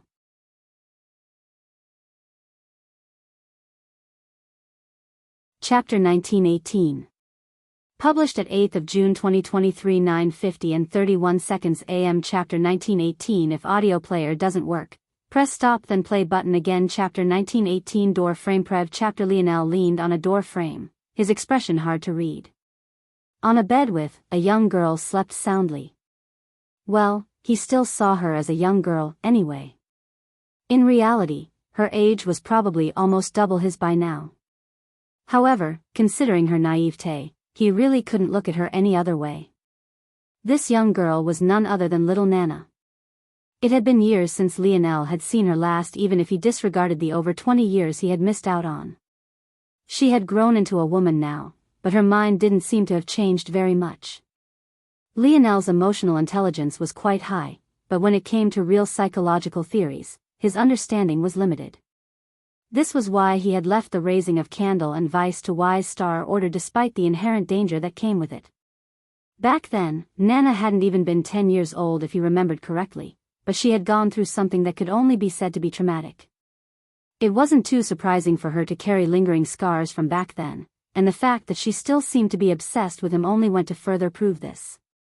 Yes, he had saved her life when all hope had seemed lost, but that didn't seem like enough for a woman who was almost 40 years old now to still be clinging to him, especially when he was certain that little Nana's life was filled with blood and carnage. It was just odd. Nana's pearly blue eyes suddenly snapped open and she shot up, her head snapping from left to right until she suddenly noticed Lionel standing at the door. Her gaze lit up for a moment, but when she noticed the sternness of Lionel's expression, they dimmed almost immediately. She looked down as though she had done something wrong, and she found it difficult to look up again. Lionel sighed, moving toward the young woman and taking a seat at the edge of the bed. Nana, you understand that we stand on two opposing sides of a war, right? Lionel had thought a lot about how he would approach this conversation. The smart thing to do would be to toss Nana into a dungeon along with anyone else who had survived and call it a day. However, he couldn't bring himself to do so. Nana's small mouth opened a few times, but nothing came out. Not everything will go your way. Sometimes everyone works inside the gray and there are no heroes or villains. The ultimate choice with what you do with your life depends on you. You have parents, you have a family, you have many who care for you. There will probably come a time where I won't be able to be so lenient. Do you understand me? Nana still couldn't seem to make a sound, so she nodded, her tears falling like a string of crystal beads. Lionel nodded lightly. I have no choice but to keep you here. If you can escape, that will be up to your skill, but it won't be aided by me.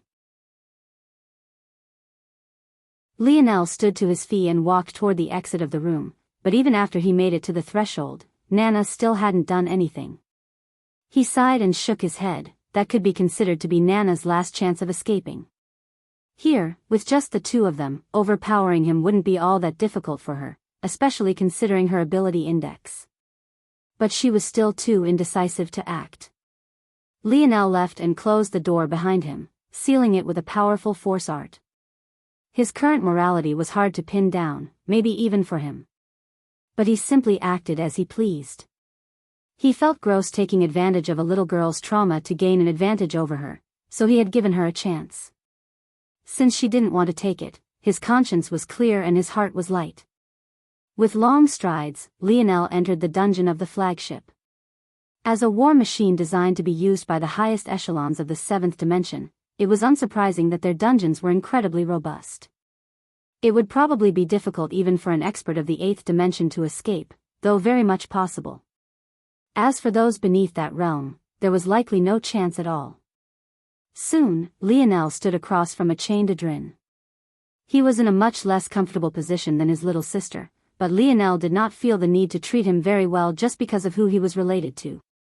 The two of them owed each other nothing. In fact, if there was anyone who owed the other anything, it was Adrin who owed him. Lionel pulled up a stool. Why don't you tell me what you know about the four great families? Lionel uttered with a smile. Adrin looked toward Lionel with a pair of piercing blue eyes. His wrists were chained above his head and basically the only thing keeping him alive was the steady stream of force being pumped into him through them. Even if he wanted to starve to death, he couldn't. On the bright side, these dungeons were so rarely used that they're practically spotless. No answer. Lionel chuckled and didn't seem to mind. The souls of the four Brazingers that Aina was torturing were still there. He could go and retrieve them any time and there would be no escaping for them. This meant that he would get information he wanted one way or another. Lionel had already gained a lot from Simeon, but the problem was that the latter's standing was too low. He wondered if Adrin would know more or not. I heard that you four families have quite the feud with my Fox family, and even my Northern Star lineage. It could be said that we're destined to be enemies, no? Adrin's pupils constricted.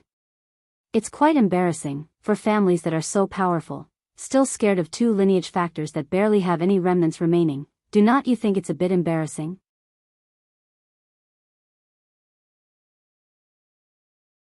Chapter 1919.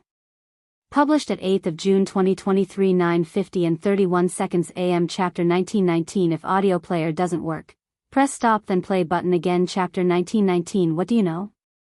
Previous chapter. Adrin's expression darkened. You have no idea what you're talking about. You have no idea how cruel those two lineage factors are, how much harm they've caused to the world. They don't deserve to exist. Adrin realized that his emotions were more easily agitated than they should have been, but he shrugged this feeling off quite quickly. His people had died, the status of his sister was unknown, he had been chained like a beast, and now he was being interrogated by someone with the most annoying smile he had seen in his life. He had the right to be pissed off.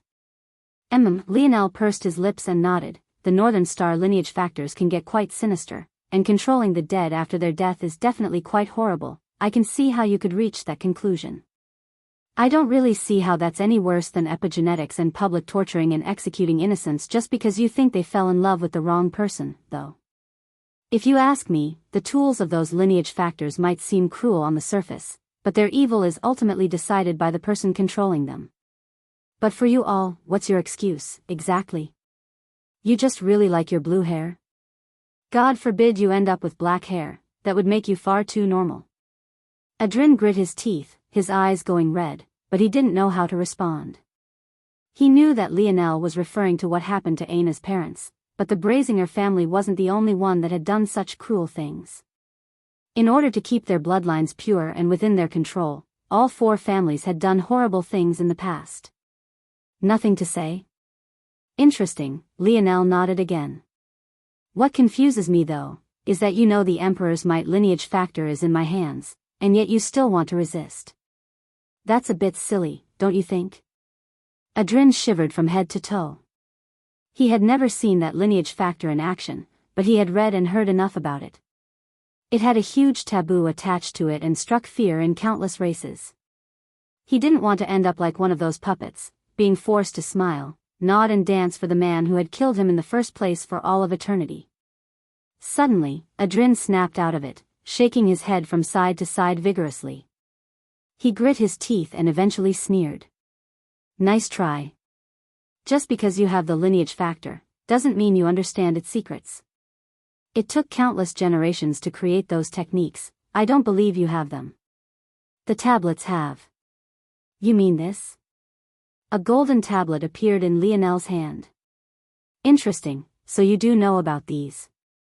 Then do you know what's the difference between this and this one?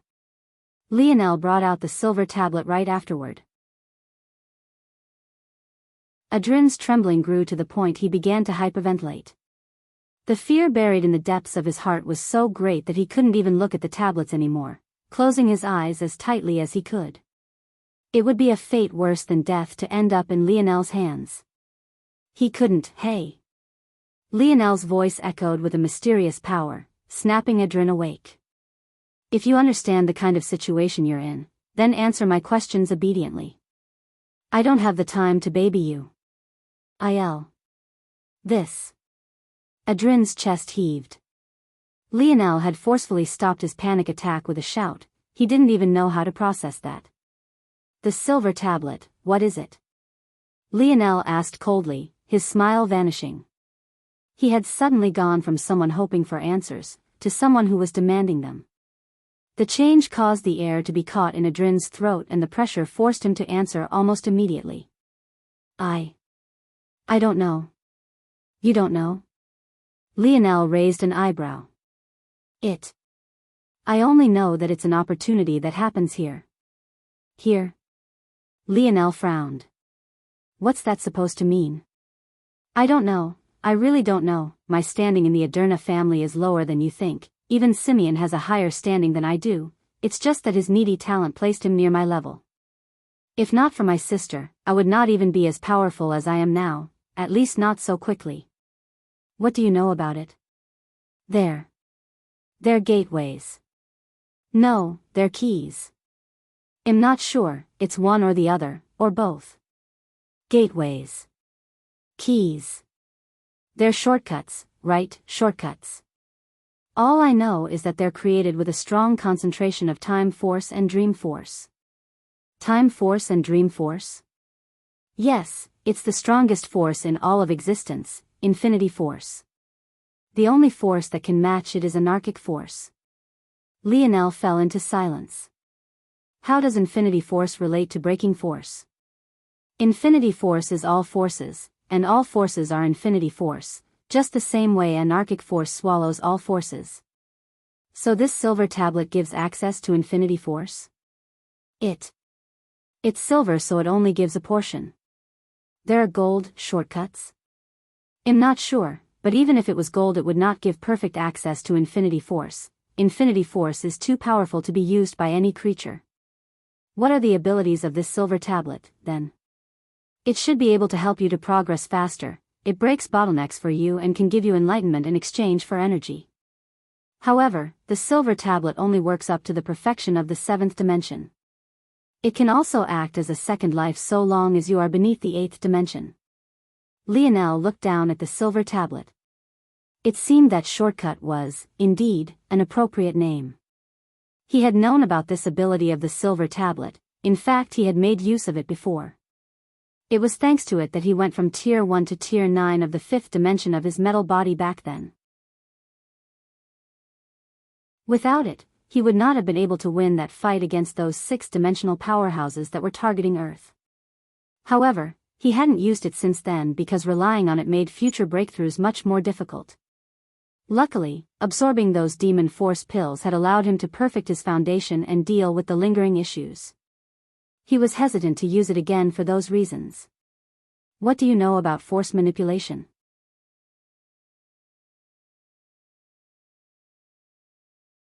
Chapter 1920. Published at 19th of June 2023 10:55 and 4 seconds AM. Chapter 1920. Tell me if audio player doesn't work. Press stop then play button again. Adrin trembled when he heard this question, looking toward Lionel with a wide gaze. Force manipulation wasn't something widely spoken about, it was a secret even more closely held than the existences of the Emperor's might and Northern Star lineage factors. Of course, the reason for this was because those two lineage factors were considered taboos, and as such the legend of them was spread only for the sake of disparaging the families that had once used them. But even so, this was the reality. Most beneath a certain standard only stumbled onto force manipulation through anecdotes and countless years of training. However, the true and systematic methods were only held in the hands of a very select few, and maybe only the spirituals could boast having any sort of methods that was anywhere near complete. Lionel's gaze narrowed when he saw Adrin's reaction. In truth, he had guessed much of what Adrin was thinking of right now, and there was a very simple reason for that. In the Cataclysm Zone, he had seen all sorts of treasures that could be exchanged for, even to the point of laying eyes on the Emperor's might golden tablet, but not once had he seen anything even remotely refer to force manipulation. On the one hand, it was possible that the zone was just incomplete. It was a zone, after all, so it was possible that it wasn't a supremely perfect representation of reality. With something as hard to emulate as force manipulation, it made sense if it wasn't all that easy for it to be replicated. If zones relied on dream force to build everything, it would eventually have a limit. It had to be remembered that dream force was a force itself, obviously. It was one thing to emulate other forces at lower resolutions or weaker states, but if it was tasked with emulating other forces at their very best, which is exactly what force manipulation represented, it would no doubt reach a bottleneck it couldn't pass through, a bottleneck that would only become more stringent the more powerful the force was. This explanation had been good enough for Lionel to accept back then, good enough that it didn't bother him too much. However, there had always been a second explanation lingering in the back of his mind. And that was that force manipulation was a secret.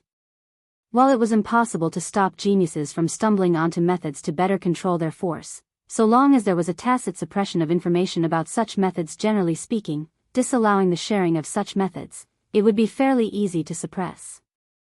Lionel had always had a theory brewing in mind, one that he only confirmed further as he gained more split minds. The difference between humans and apes of third-dimensional Earth were only partial percentages of DNA. If you dropped an ape in the middle of a forest, and did the same with a human, their difference in intelligence wouldn't be meaningful enough that their quality of life would be drastically different. What truly separated humans was the ability to communicate. Thanks to this evolution, humans were able to stack their small advantage in intelligence through the generations. With each small advancement an individual made, large numbers of the race benefited, until eventually humans pulled so far ahead of animals that they painted the illusion that they were infinitely more intelligent. When you take that advantage, and you suffocate it, what would happen? The result would be what was seen with force manipulation. You would have sporadic geniuses here and there, but with no ability to communicate and share insights, all advancement would stall with the end of said genius life, and then the next genius would have to start all over. It was akin to Isaac Newton never sharing his invention of calculus and everyone having to deduce it on their own. Imagine a world where instead of calculus having been an annoying middle to high school level subject, it was instead a thesis one aspired to. The difference was akin to night and day. The question, then, was why? But that answer was even more obvious. Force manipulation was force multiplier, not in the sense of energy, but rather a general sense. The only way for those born with weaker talent to catch up to those with stronger talent was through force manipulation. With the selfishness of the four great families, how could they possibly allow those beneath them to have a chance to rise up? The Cobra demon that Lionel had faced was the perfect example. He had been an exceptionally weak demon to start, and the forces he used weren't particularly impressive either, but he was so powerful that Lionel, even given all his talent, couldn't last even a single exchange against him and had to be eaten alive just to stand a chance. This was what force manipulation did. One's raw talent was almost entirely decided by their bloodline and lineage. It was something that could be easily controlled and assessed. While ability indexes were a potential variable, it was likewise difficult to maximize them without force manipulation and could have their effects dampened as a result. The obsession the four great families had over maintaining their lineage and purity was clear and obvious, and now there seemed to be a more tangible reason why. The trouble was that force manipulation relied on inspiration and intelligence, two things that were far more difficult to control for. Even for families at this level, accounting for the complexity of the human brain was almost impossible. Suddenly, Lionel's gaze flickered as a spark flew in his dreamscape. He suddenly remembered how cheap the Dream Force items were in the treasure exchange. Could that be a coincidence? If there was one variable that perfectly correlated with intelligence, it was Dream Force affinity. Could there be a power that was attempting to undermine the four great families through the use of Dream Force? Lionel's finger tapped at his knee as he fell into deep thought. Things were rarely ever so simple. It would be foolish to draw such a conclusion now. With that thought, he looked up. You clearly know something, so let's not waste time, okay? Tell me what you know.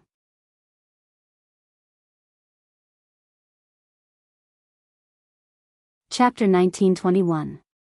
Published at 19th of June 2023 10:55 and 3 seconds AM. Chapter 1921, even. If audio player doesn't work, press stop then play button again. The beads of sweat poured down Adrin's brow. If others learned that he told outsiders about this, his death would be practically guaranteed. He wasn't even worthy of having this information, but his little sister had reached a level of status where it was tacitly allowed for her to bring this information back to her bloodline. Due to this, he had benefited. The reality was that the true name of this principle wasn't even force manipulation. It was just that the moment Lionel had said those words, he understood exactly what he was referring to. This was inevitable. Lionel had deduced the existence of force manipulation himself, so he had also, of course, named it himself.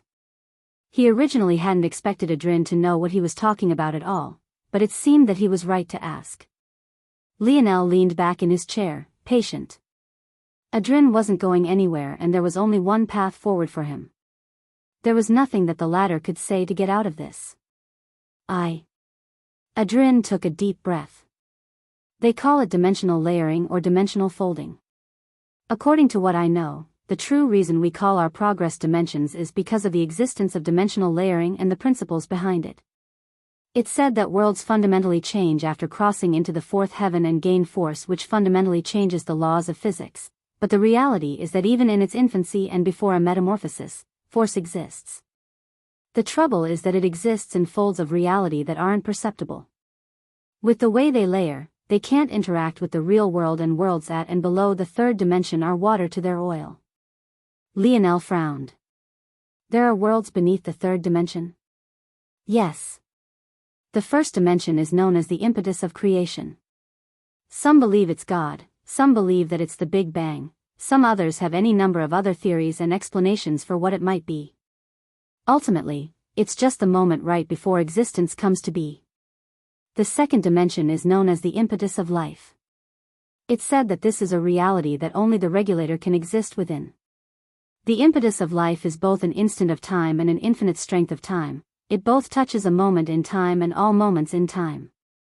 It's a single line that wraps around all things that are, have been, or ever will be. Lionel's gaze narrowed. From the very beginning, the impetus of creation, force exists. When the third dimension forms, it can begin to slowly unfurl itself. When the fourth dimension descends, it matures and fully unfurls itself. Lionel's frown deepened. Fully? Adrin nodded somewhat nervously. Depending on the strength of a force, it will climb onto dimensional layers as though it was scaffolding.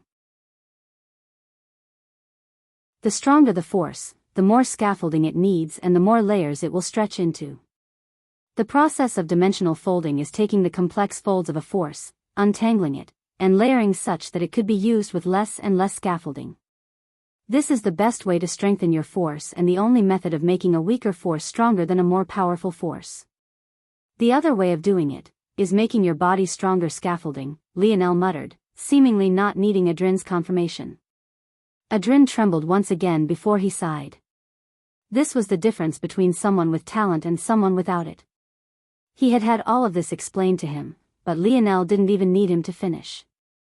Indeed, there were two ways of strengthening your force. The first was through dimensional folding, or decreasing the amount of scaffolding your force needed to function. The second was through normal practicing. By strengthening your body, you gave your force more scaffolding to work with, and thus made it functionally stronger. However, this method required you to have great talent, otherwise, you would eventually run into a bottleneck where progress became impossible. This was why it was called dimensions. You were using your body as a proxy for something your force manipulation should be doing, and as such, you were missing out on a lot of strength. And of course, the best results would occur when you did both at once, and best of all when you used the two in a feedback loop of sorts.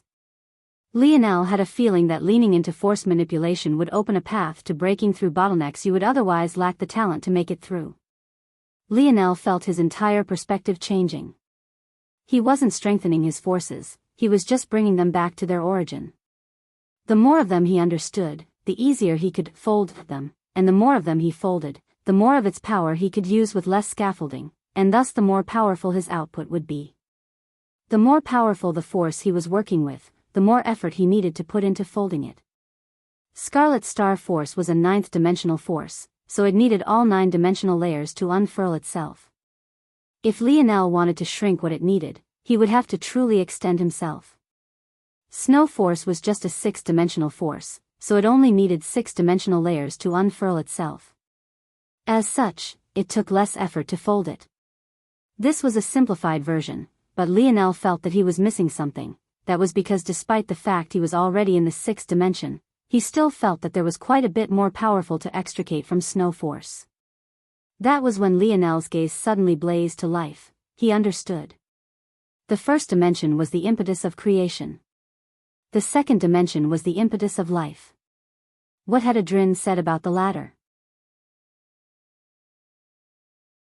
He had said that it was both one instant and all instants, a line that touched all things. How could a single human body match this level of grandeur? Thinking of the dimensional levels as perfectly analogous to real dimensions was the wrong way of thinking. They were at most approximations.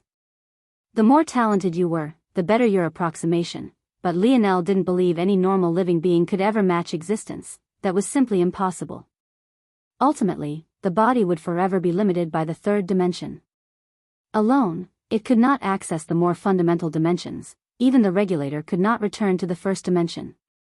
While you could rely on your body and affinities as an approximation, the only way to truly match the grandeur of the dimensional verse was to fold your force, was to reach a point where your force manipulation reached this untouchable level, a level only the regulator could exist within, and maybe, ultimately, a level even the regulator could not reach.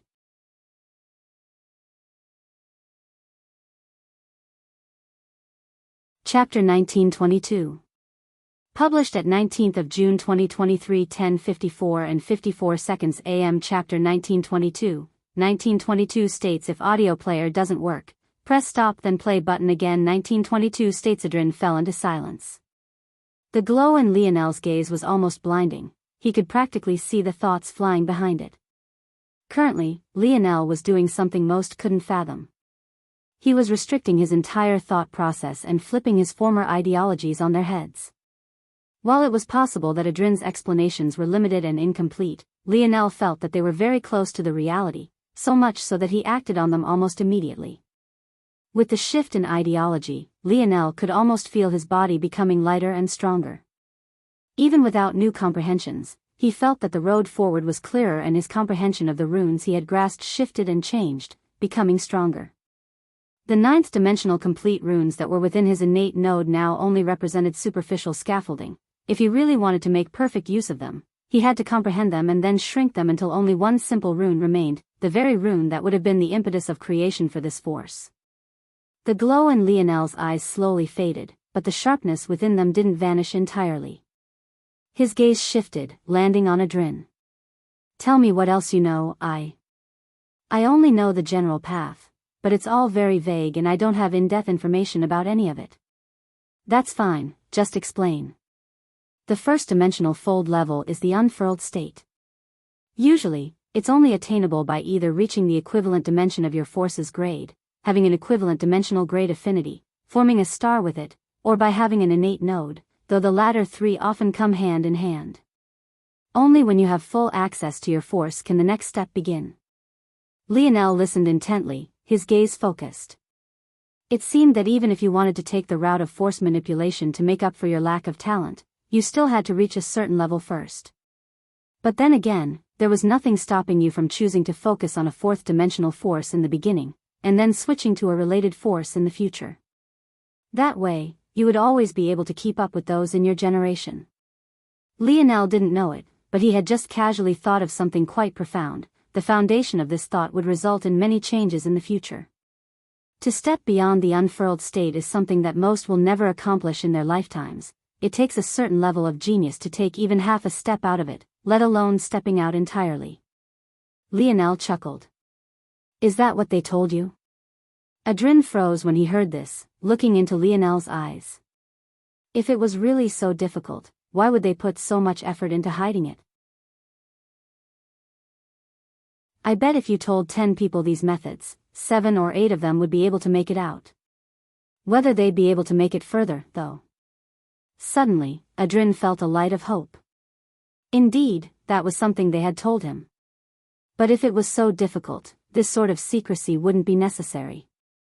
It seemed that despite tacitly allowing his knowledge of this matter, they still took the steps to dampen his spirits, and he had fallen for it so easily. Adrin seemed to relax, the resistance he had had against Lionel seemingly vanishing into thin air. Beyond the unfurled state is what's known as the layered state. Depending on the level of the force, it will have more or less of these layered states, and also depending on its strength, moving through these layers will give you varied results. The number of layers is dependent on the difference between your force's dimensional grade and the sixth dimension. Forces at and lower than the sixth dimension all have just a single layer. For every step above the sixth dimension, there is an additional layer for a maximum of 4-dimensional layers at the ninth dimension.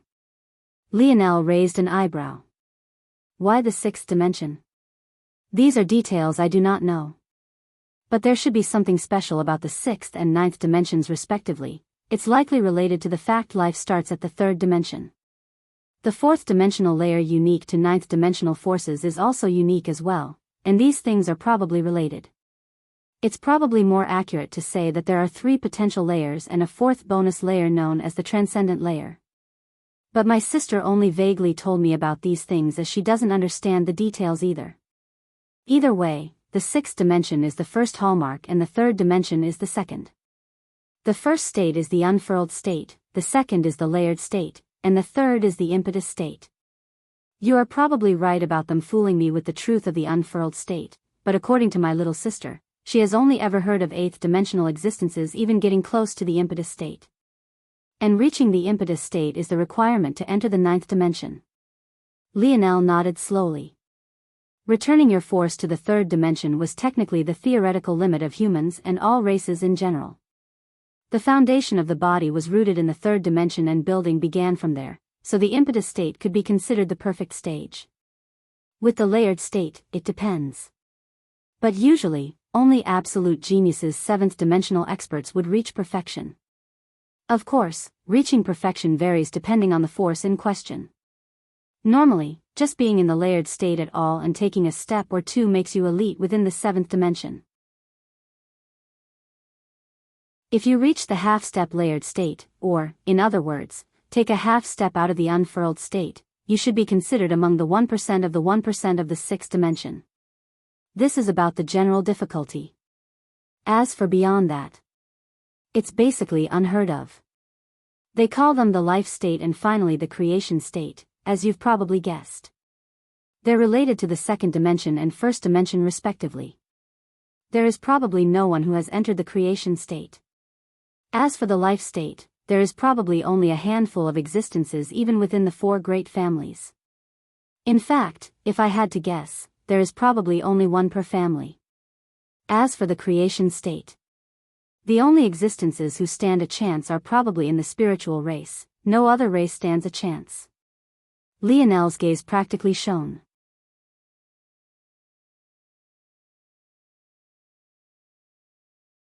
Chapter 1923. Published at 19th of June 2023 10:53 and 54 seconds AM. Chapter 1923 states if audio player doesn't work, press stop then play button again. 1923 states Lionel exhaled as he finished restructuring his approach. His dream world shifted and became more complex, his simulations becoming more perfect as his comprehension of the dimensions deepened. At that moment, a surge of star force rotated around Lionel. Although it seemed like he was still talking to Adrin, with every moment, he seemed to improve by leaps and bounds. Although this didn't cause huge fundamental changes to his overall strength, the bottlenecks that lay ahead of him seemed to unlock one after another, loosening as though a zipper being separated. A sense of enlightenment hovered above Lionel's head, and his comprehension of the 6th-dimensional layer of dimensional cleanse accelerated until suddenly he grasped it all. He had yet to even practice the 6th-dimensional layer, and yet it was suddenly all so clear to him. At the same time, he caught a faint look at the 7th-dimensional layer, deducing its earlier portions vaguely despite having never laid eyes on it before. Lionel's hair fluttered. Despite sitting in place and never moving, Adrin suddenly found it difficult to focus on his figure. Lionel seemed both there and not there at all, as though he had entirely fused into the world. The cognitive dissonance between what his eyes were seeing and what his senses could track made him dizzy. He was forced to blink several times, but even then he couldn't seem to get rid of that feeling. Lionel didn't notice Adrin's oddity at all, or rather he was simply not paying attention to it as he continued to deduce. Vital star force. Should be in the unfurled state. Lionel felt that he was close to taking a half step out of the unfurled state with his vital star force, but he wasn't quite there yet. This somewhat surprised him. He thought he had made great progress with it, especially after scanning the mantra and rebuilding his divine armor.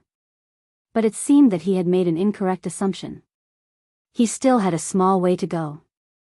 If he had to pin it down, if the unfurled state was separated into lower, middle, perfect and finally half step, he was currently at perfect. His fire force, in general, was at a half-step layered state, a step above his vital star force.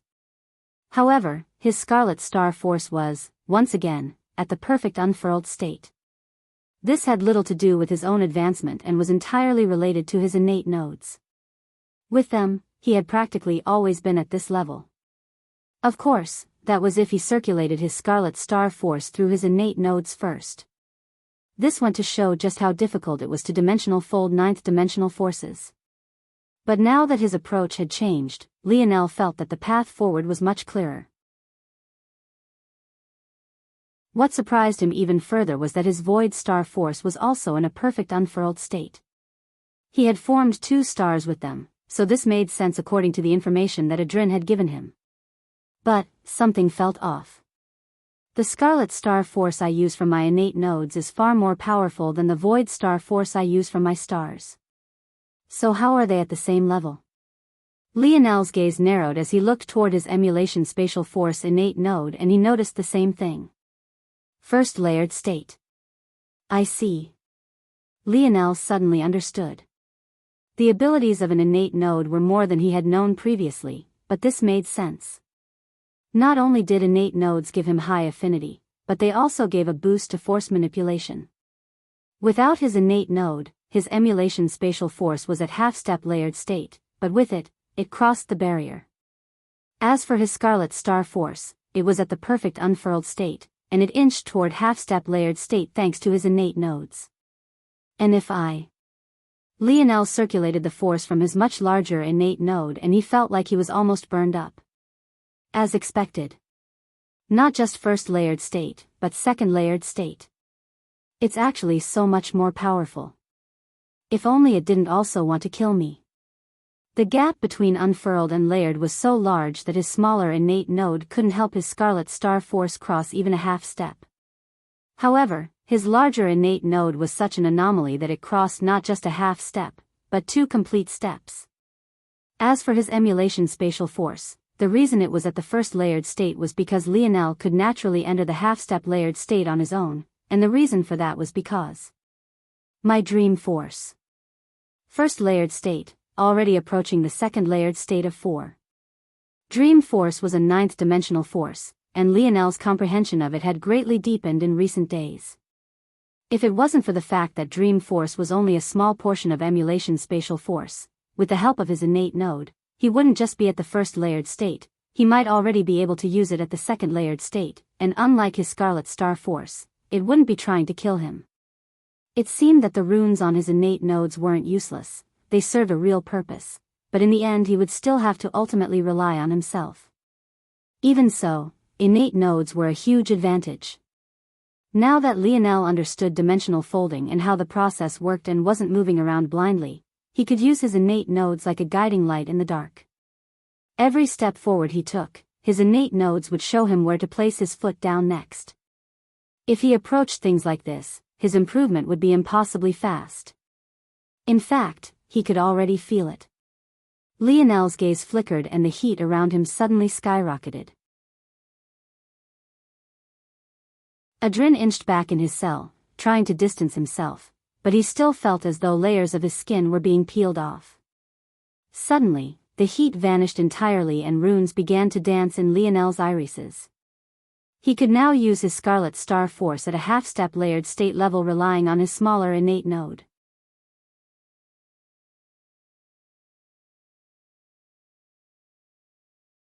Chapter 1924.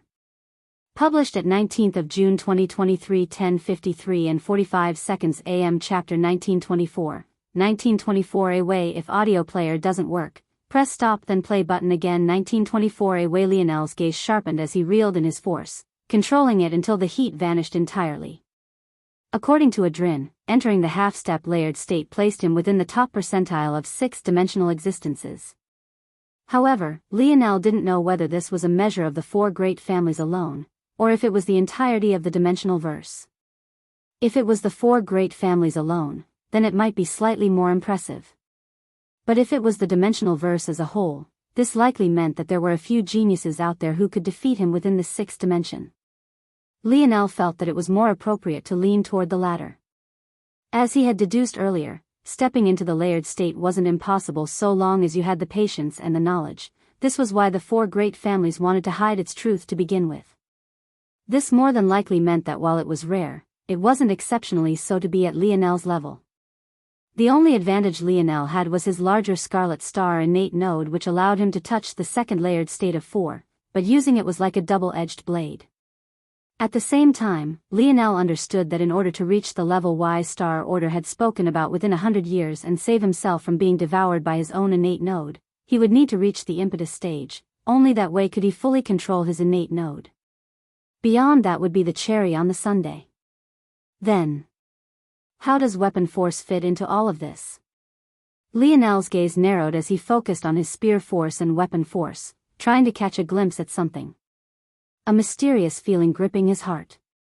Suddenly, Lionel's pupils constricted. Second layered state. There was something very special here, though. Observing it with his new perspective, Lionel felt something special.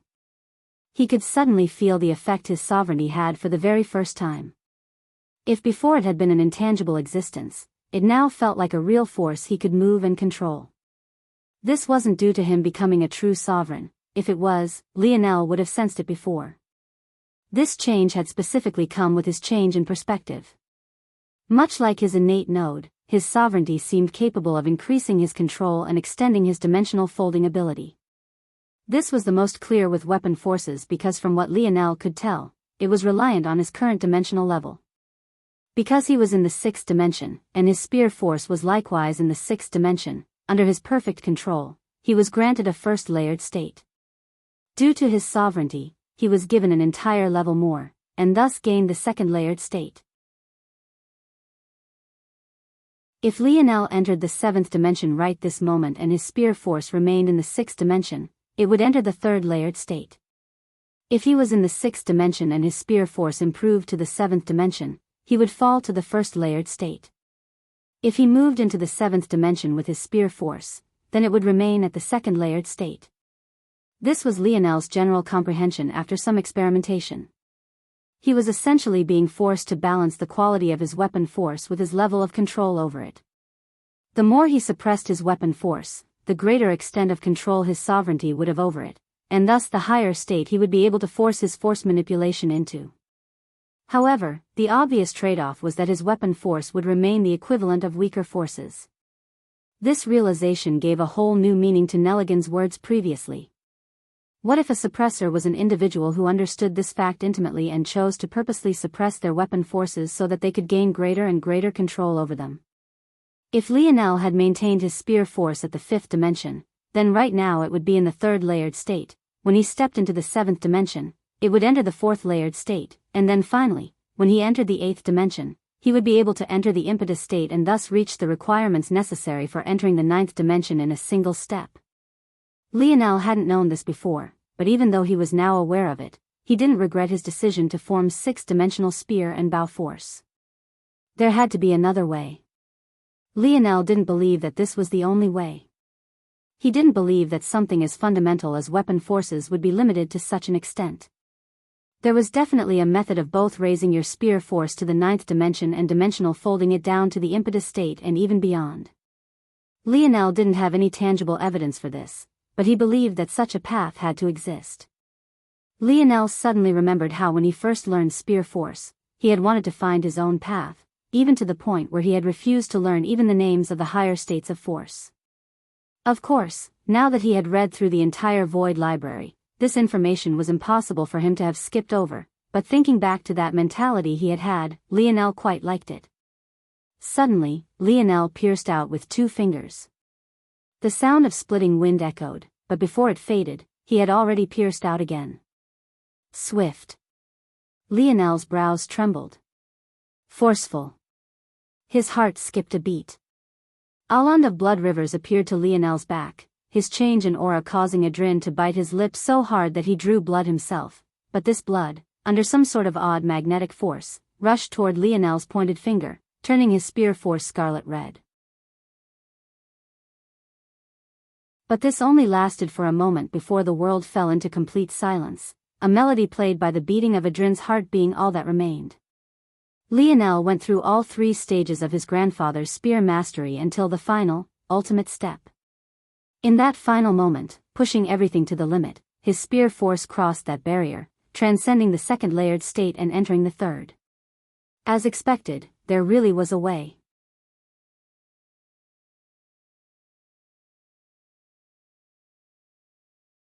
Chapter 1925. Published at 19th of June 2023 10:53 and 44 seconds AM. Chapter 1925. 1925 choice. If audio player doesn't work, press stop then play button again. 1925 choice. A combination of Lionel's personal skill, his personal affinity and likely his lineage factor gave him access to the 1st layered state. His sovereignty gave him a step above that, allowing him to enter the 2nd layered state. And, finally, perfecting his grandfather's way of the spear gave him an entire level above that, allowing him to enter the 3rd layered state. If Lionel suppressed his spear and bow force from now on, this would mean that he would be able to replicate the feat of those who suppressed their weapon forces at the 5th dimension, but this time with a 6th-dimensional force. This would mean that he would be able to suppress a suppressor with his spear force alone should they be at the same level. In fact, suppression might be too benign a word to describe the level of advantage Lionel would have. However, Lionel wasn't satisfied with just this alone. If his grandfather's way of the spear was worth an entire state, then if he improved upon it further, there should definitely be more to gain. Lionel had already made progress on the next step, and if he could elevate it to the 4th layered state, there would be another qualitative change. But then what about destruction's sovereignty? Lionel tried to access it like he had with his spear and bow force, but for some reason, no matter how much he tried, it was all useless. He couldn't seem to sense it at all, even with the changed state of his mind. He simply didn't have an explanation for it. Lionel sat in silence for a while before he threw it to the back of his mind, beginning to test his weapon forces in other ways. He began to fuse his other forces into it, testing its limits and trying out what differences there might be. He realized quickly that fusing his spear force with forces he had less control over lowered his ability to dimensional fold. Even when he circulated his grandfather's methods, it was impossible to maintain the third layered state. However, it wasn't all bad. Using a higher dimensional force like his Scarlet Star force elevated his spear force that it mitigated the loss in control. The ultimate result was comparable and sometimes even faintly stronger than just relying on a third layered state. This made Lionel even more determined to refine his own way of the spear. A higher force manipulation didn't always make you invincible, though it did go a long way. If you faced someone in a higher dimension, using higher dimensional forces, you could still lose. Force manipulation was a force multiplier, but it had its limits. Limits one had to push to the greatest extent to give themselves the best chance to claim victory. Lionel suddenly stood to his feet, exhaling a breath. He still had many questions, but his heart felt light. After some thought, he waved a hand and the chains binding Adrin's wrists unlocked, though the ones on his ankles remained. Once he was done, he walked away. He had no intention of releasing Adrin anytime soon, but he would allow him to be more comfortable. The information the latter had given him was more valuable than maybe even Adrin himself knew, and it would become the foundation for the nightmare of the four great families. Lionel's gaze glowed brighter with every step he took. These air wars would be fun. He wouldn't let anyone stand in the way of him taking over the Morales family. And very soon, no one would be able to stop him from unifying the whole of the human domain and the dimensional verse beyond. A dense purple glow flourished around him. Audioworth finished his explanation, looking forward with a light smile on his face. His expression seemed light and carefree without the slightest hint of worry. He had explained this quite simply, but the true danger of that realm wouldn't be felt until everyone stepped within. If there's nothing else, then this meeting can be adjourned, Audioworth said with a smile. The air wars will begin a year from now. Audioworth's smile didn't waver after he said this, but the eyes of many narrowed.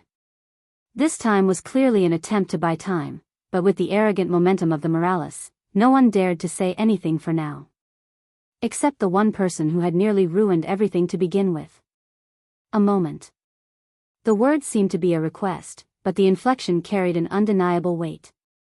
At the same time, the voice was soft, soothing and bone-melting, and yet carried a sternness that was impossible to refute.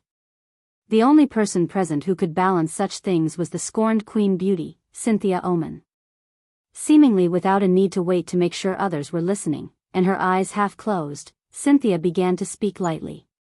A year is excessive. The air wars will decide the direction of the human domain as it faces threats from all sides. Too much can happen in this time. A month is already too long, but I feel that it's the most appropriate given the circumstances.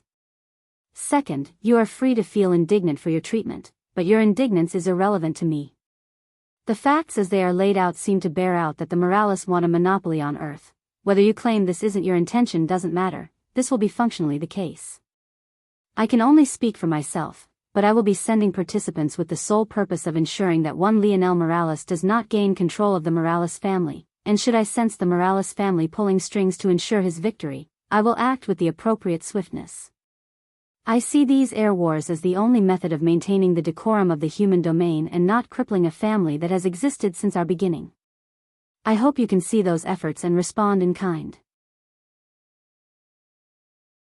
If the Morales family is truly sincere, you would remove the child's right to participate in the first place. If you do that, the Omen family and the Guild Alliance will withdraw from this affair. If you insist on your ways, however, then we can only press forward with this farce and the Morales will lose a young genius. The choice is yours. After she said these words, Cynthia floated into the skies. She didn't seem to move very fast, and yet after a single blink, she had already appeared on her own flagship, disappearing a few moments later. When an eighth-dimensional existence spoke, the agreement of others wasn't needed. Her meaning was very clear. Accept her demands or the Omen family and their alliance would declare war. A cloud of dancing lightning began to slowly manifest above Alejandro's head, his temper threatening to flare out of control.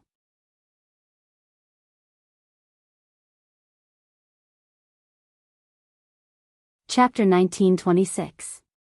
Published at 19th of June 2023 10:53 and 41 seconds AM. Chapter 1926. Escalation. If audio player doesn't work, press stop then play button again. The rumbling thunder above Alejandro's head suddenly expanded as he slowly stood to his feet. Arcs of lightning rushed through his pupils, the pillar beneath his suddenly cracking and nearly fracturing. Good, good, good. Alejandro raised his hands and the skies darkened instantly. Cynthia, who had just stepped on her flagship, paused, though she didn't turn back. Her dress fluttered in the wind, oddly peaceful compared to the raging storm rising around her.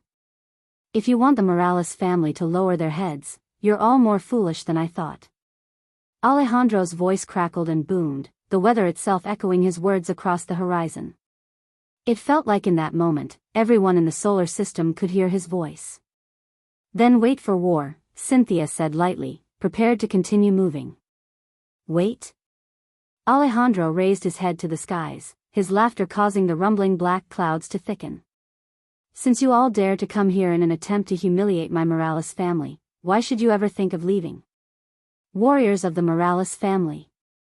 Alejandro's voice boomed so loud that even the elders representing exceptional families winced, their ears bleeding beneath the sound and pressure. Their hearts trembled as they realized that the Morales family wasn't all talk. Roars echoed from the planet below.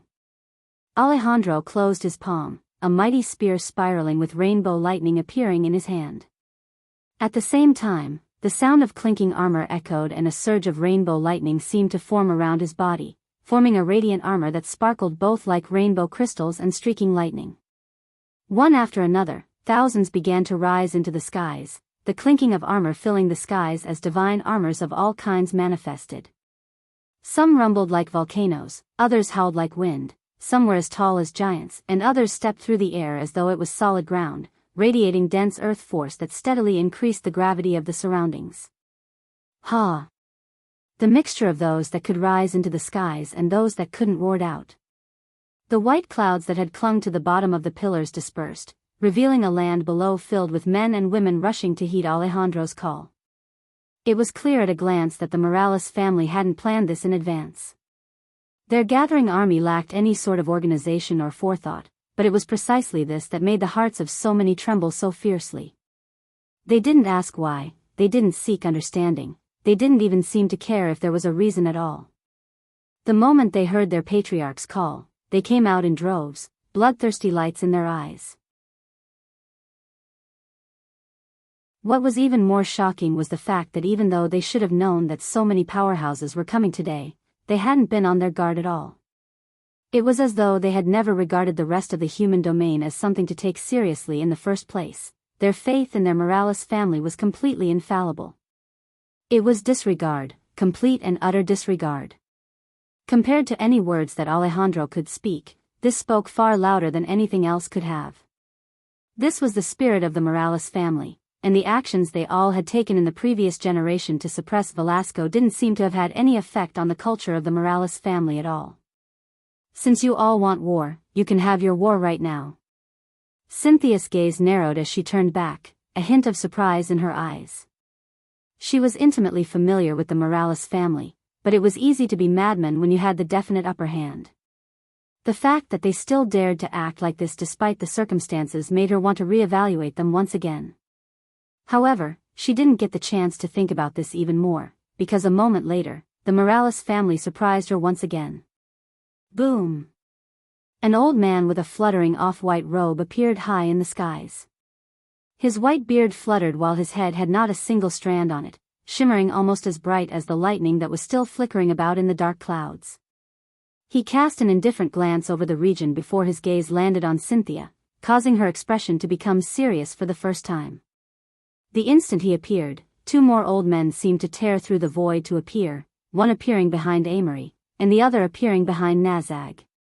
Even so, the Morales elder in the skies didn't even glance in their direction. It's you who wants my Morales family to remove one of our heirs from contention? Cynthia turned and looked up.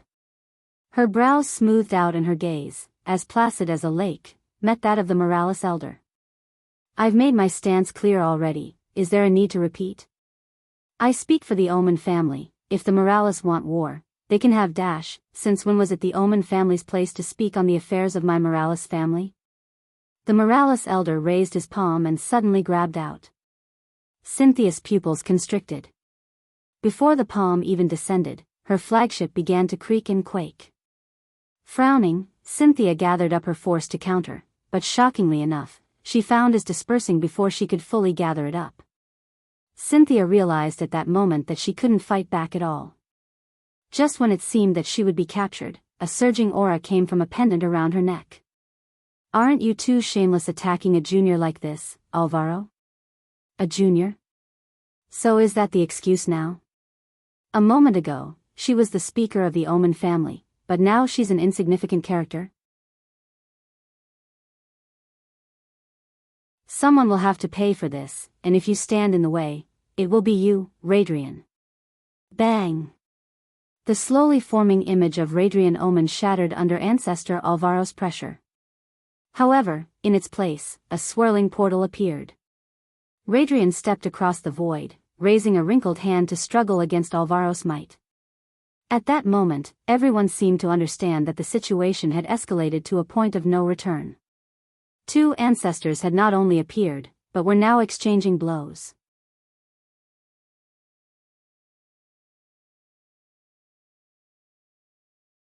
Chapter 1927. Published at 19th of June 2023 10:53 and 40 seconds AM. Chapter 1927. Never again. If audio player doesn't work, press stop then play button again. Boom. Ancestor Radrian stepped out completely, his bent arm extending fully, and a rush of force beat back Ancestor Alvaro's force and eventually dispersed it. Ancestor Radrian's expression darkened. Is this really what you want to do, Alvaro? Ancestor Alvaro stood in the skies, the intent in his gaze blazing. With a wave of his hand, he pulled out a bronze spear with a menacing blade. Almost instantly, the howl of spear force sundered the skies, a violent swirl of sharp force stinging the eyes of all those who are foolish enough to look directly at it. The Morales family will not take a step back. Alvaro slammed the butt of his spear downward, causing cracks to appear in the air as though reality itself was shattering akin to fragile glass. With a flick of his wrist, he brandished his spear, crossing the distance between himself and Radrian. Radrian had no choice but to respond in kind, a dozen circular blades appearing around him. 3 took form along each one of his forearms, the rest shooting forward and surrounding Alvaro. A hint of solemnness pressed down between Radrian's brows. No one had expected the Morales to truly take things this far. They had all underestimated the kind of fury they had all held in their hearts the last time something like this had happened. The previous generation of Morales was too powerful, and their head was even more so. It was widely accepted that if nothing was done to dull their momentum and blades, the result would be the unification of the human domain under the Morales family. In truth, the Omen family had had little to do with what happened back then. With Cynthia being the assumed soon-to-be wife of Velasco, the prosperity of the Morales would be their prosperity. At least, that was what it seemed to be on the surface. Radrian was quite aware that there were many in the Omen family that felt that a genius like Cynthia should remain within their family. Allowing her to marry into the Morales would be as good as giving away a future pillar of their family. Back then, something similar had happened. Many refused to allow Velasco to become the patriarch of the Morales family. Velasco had never cared or wanted the position to begin with, so he had never intended on it to begin with. However, right on the heels of that, Ishmael, Leonel's grandfather, was killed. The fury of the Morales family after this happened was palpable, but after Velasco slaughtered his way into the Void Palace, the entire human domain was forced into a tumultuous state, and in order to calm things down, the Morales had to settle for the payback Velasco had gotten himself. The choice made back then was one no single elder of the Morales was happy with. In fact, some harbored hatred for Velasco, believing that his rash actions back then had disallowed them the opportunity to retaliate properly. This was because no small number of innocents had died under Velasco's rage back then. If the Morales still pressed forward, reason would have no longer entirely been on their side because many others had suffered. In the end, the Morales were forced to swallow their pride once, their bellies suffocating a large fire of fury, one that had been suppressed for many decades. Even so, they had all made one decision back then. Never again. The human domain had stepped on the lion's tail, but now they were surprised by the reaction. Radrian realized this as he exchanged blows with Alvaro, but it was already much too late. They had miscalculated, and it hadn't been by just a small amount. Shouldn't you be training right now? Lionel laid atop of Aina, looking into her eyes with a hardly hidden smile. If you want to tap out, just say so. Aina looked appalled. Tap out? If one of us is going to quit first, it'd be you. Lionel laughed. He had done anything in the past several weeks except mess around and roll around in bed with Aina. Very soon, we won't have time to rest, so we might as well take it now, don't you think? Lionel grinned. Of course, a quitter like you probably sees this as work. I can let the fair maiden off if she really can't handle it any longer. Aina's legs suddenly shifted and she pushed off her arms, spinning the two of them until she was the one riding on top. Lionel could feel her walls tightening around him. He seemed to realize that if it wasn't for his metal body, she probably could crush him, and this little vixen seemed to want to remind him of this. Aina smiled a wide smile. You don't seem to be taking the air wars as seriously as you should. Isn't this your dream, but look at you now. Lionel didn't seem to be listening as his gaze followed Aina's swinging breasts. They might as well have been a hypnotist's pendant with the way they had his attention. My dream? I'm dreaming of something entirely different right about now. Lionel mumbled. Aina giggled, leaning forward and smothering Lionel's face. Yup, definitely a dream. Lionel nodded to himself seriously, wrapping two arms around Aina's waist tightly. Look at you, you're like a child, getting in the mind state necessary for baby number one. You're supposed to be a parent in that case, not a child. Says who? You be the adult, I'll be the best friend. Good cop, bad cop, it's a tale as old as the universe itself. Aina pinched Lionel's waist. You want to make our child hate me? How could they hate you? Lionel reached up and jiggled Aina's breasts. With food like this every day, they'll be grinning from ear to ear. Aina laughed and dropped the subject. It seemed that Lionel had no intention of being serious right this moment, so she decided to help his mind relax. Very soon, there really wouldn't be such an opportunity. Lowering her lips, she kissed him before he could let another joke fly.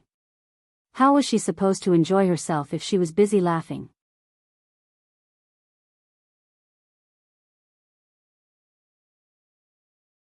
Chapter 1928. Published at 19th of June 2023 10:53 and 38 seconds AM. Chapter 1928, is that all? If audio player doesn't work, press stop then play button again. Planet Morales fell into chaos. As Lionel was streaking across the stars, quickly approaching, he had no idea that a war had already broken out on his behalf. Lionel had already deduced that the Morales attempt to give him more time would fail, which was why he hadn't decided to stay in Earth's territory and had instead begun to make his way over immediately. However, what he hadn't expected was for this to lead to the eruption of a decades-long suppressed fury. The Morales family was intimately familiar with human nature. Taking a step back only made others think they had a license to take more. Last time, the Morales family had had no intention of taking the first step back, but Velasco hadn't cared enough to even fight for it. The result of that were enemies spotting a chink in their armor and taking out a man who had contributed a great deal to their succeed.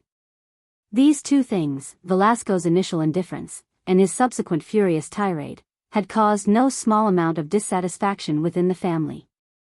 But that was one matter, and this was another. It didn't matter to them who Lionel was, what lineage he was from. All that mattered was that he had Morales blood, and a step beyond that, that he was one of their potential heirs. The Morales family's reverse scale had already been poked at once, they wouldn't allow it to be poked out again. Ancestor Radrian found himself being suffocated. The Morales and the Omens might both be crafting families, but their skill in combat couldn't be compared. By the third exchange, Radrian was already on his back foot, by the 10th, beads of sweat were falling down his brow. The two old men who had appeared to protect Amory and Nazag frowned. However, almost the instant they twitched, the skies tore apart and two more older men wearing off-white robes appeared, standing above them. Without a word, they waved their palms and their spears appeared, howling spear force raging through the skies. By this point, the others could only be thankful that Xianxia had long since removed the gravity formation, or else their only fate would be to die. The expressions of Ancestor Suyard and Ancestor Terius turned ugly. The Morales were truly serious about this. The both of them acted quickly, hiding their young geniuses behind them. Suddenly, they regretted trying to make a show of force by sending these two forward instead of a pair of elders. If Amory and Nazag died in this battle, it wouldn't be worth it at all. Cynthia's words about dead geniuses seemed oh so ironic at this point. Is there a need for this? Ancestor Suyard asked coldly, his gaze as sharp as a pair of twin swords.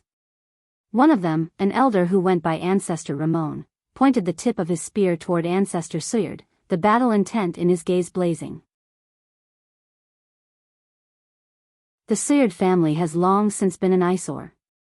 Slaughtering you here would make my blade sing. As though in response, Ancestor Ramon's spear vibrated wildly, the echo causing both Nazag and Amory to go pale. Ancestor Suyard sneered. The Morales family can't afford to do this. You have no idea what the Morales family can afford or not. I've been waiting decades to say this, but blood begets blood. I don't know who laid their hands on our brother Ishmael, but the human domain hasn't suffered nearly enough for that. Hearing this, Ancestor Suyard's expression only became uglier. If this was really the impetus for the Morales family's action, then they had had decades to think about this. In that time, they should have cooled off and let more rational thought win, but the opposite had happened instead. What kind of trump cards had they prepared for this? Just when Ancestor Ramon was about to attack and vent the chest full of fury he had suppressed for so long, a sudden change occurred. Boom! Yet another flagship appeared in the skies.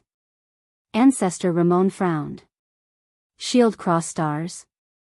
This thought only lasted for a moment, though. That was because on the bow of the ship, there was a boy sitting with his feet dangling among the stars, a boy whose face was recognizable to many by now. That was just an inevitable result when you were a Tier 1 fugitive. Lionel blinked, clearly not having expected to see such a shit show. This wasn't even his real body, it was just a clone he was using to direct the flagship. His true body was still having a grand time, though whether it was a clone or his real body didn't make much of a difference. After all, both were being controlled by the same mind. The hell? Lionel mumbled. The current Lionel really looked out of place. He was shirtless, wearing nothing but a comfortable pair of sweatpants. He couldn't be bothered to conjure up anything more complicated for a clone, but this only made things all the more shocking. Lionel's appearance, however, especially for those who thought that he had every intention of stalling and buying as much time as possible, caught many off guard, almost more than the fact he dared to appear with a stolen flagship of shield cross stars. Cynthia's gaze drifted over, her expression unreadable. Alejandro, who stood in the skies among crackling lightning, also turned over. In fact, even the various ancestors looked over. After all, this young man was the spark that had started all of this. Lionel blinked. He wasn't one to be shy, but this situation was truly quite weird to him. Coughing lightly, he smiled. Did I come at a bad time? The expressions of many became weird. Of all the responses they had expected, this was definitely the last. Lionel looked slightly uncomfortable, but outside of that, he didn't seem to feel the pressure of the situation at all. Adderworth smiled bitterly. Little bro, you really did come at a poor time. Oh. What happened? The conversation echoed across the battlefield, the rumbling of the Morales family warriors unable to suppress it entirely. It made sense for a seventh-dimensional expert like Adderworth to be able to do this, but Lionel being able to. Well. Adderworth looked around. Lionel's appearance seemed to have caused a small lull, but this couldn't be helped. The entire surrounded were still quaking due to the appearance of such a large war vessel. It was difficult even for eighth-dimensional existences to maintain perfect balance currently. It's like this. Daoist decided it wouldn't do any harm to explain. He still wasn't a fan of the Morales doing this, although his blood also boiled. Lionel's brow raised after he listened to Daoist. Is that all? Daoist frowned, not quite sure how to respond to that. A year really is too long, by then they'll be in the 7th dimension. If we held the air wars then, it wouldn't have any suspense. What fun would that be? Lionel's smile was like the summer breeze, his hair dancing gently in a wind that seemed to be of his own creation. The carefree confidence he exuded seemed to sweep away all auras but his own.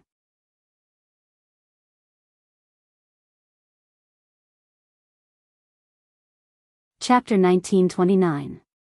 Published at 19th of June 2023 10:53 and 35 seconds AM. Chapter 1929. Different if audio player doesn't work, press stop then play button again. Arrogant.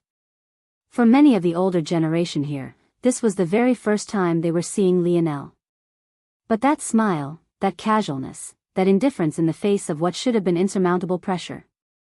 They had seen it before. And he looked so similar to that person that their images could practically be stacked atop of one another and fused into one. For some reason, seeing Lionel's nonchalant smile, the fury in the eyes of the ancestors and Alejandro abetted, their gazes sparkling. Ancestor Alvaro's wrist trembled once, sending Ancestor Radrian flying back with quite some speed toward the Omen family's flagship. Then, he raised his head to the skies and laughed uproariously, his laughter echoing all throughout the battlefield.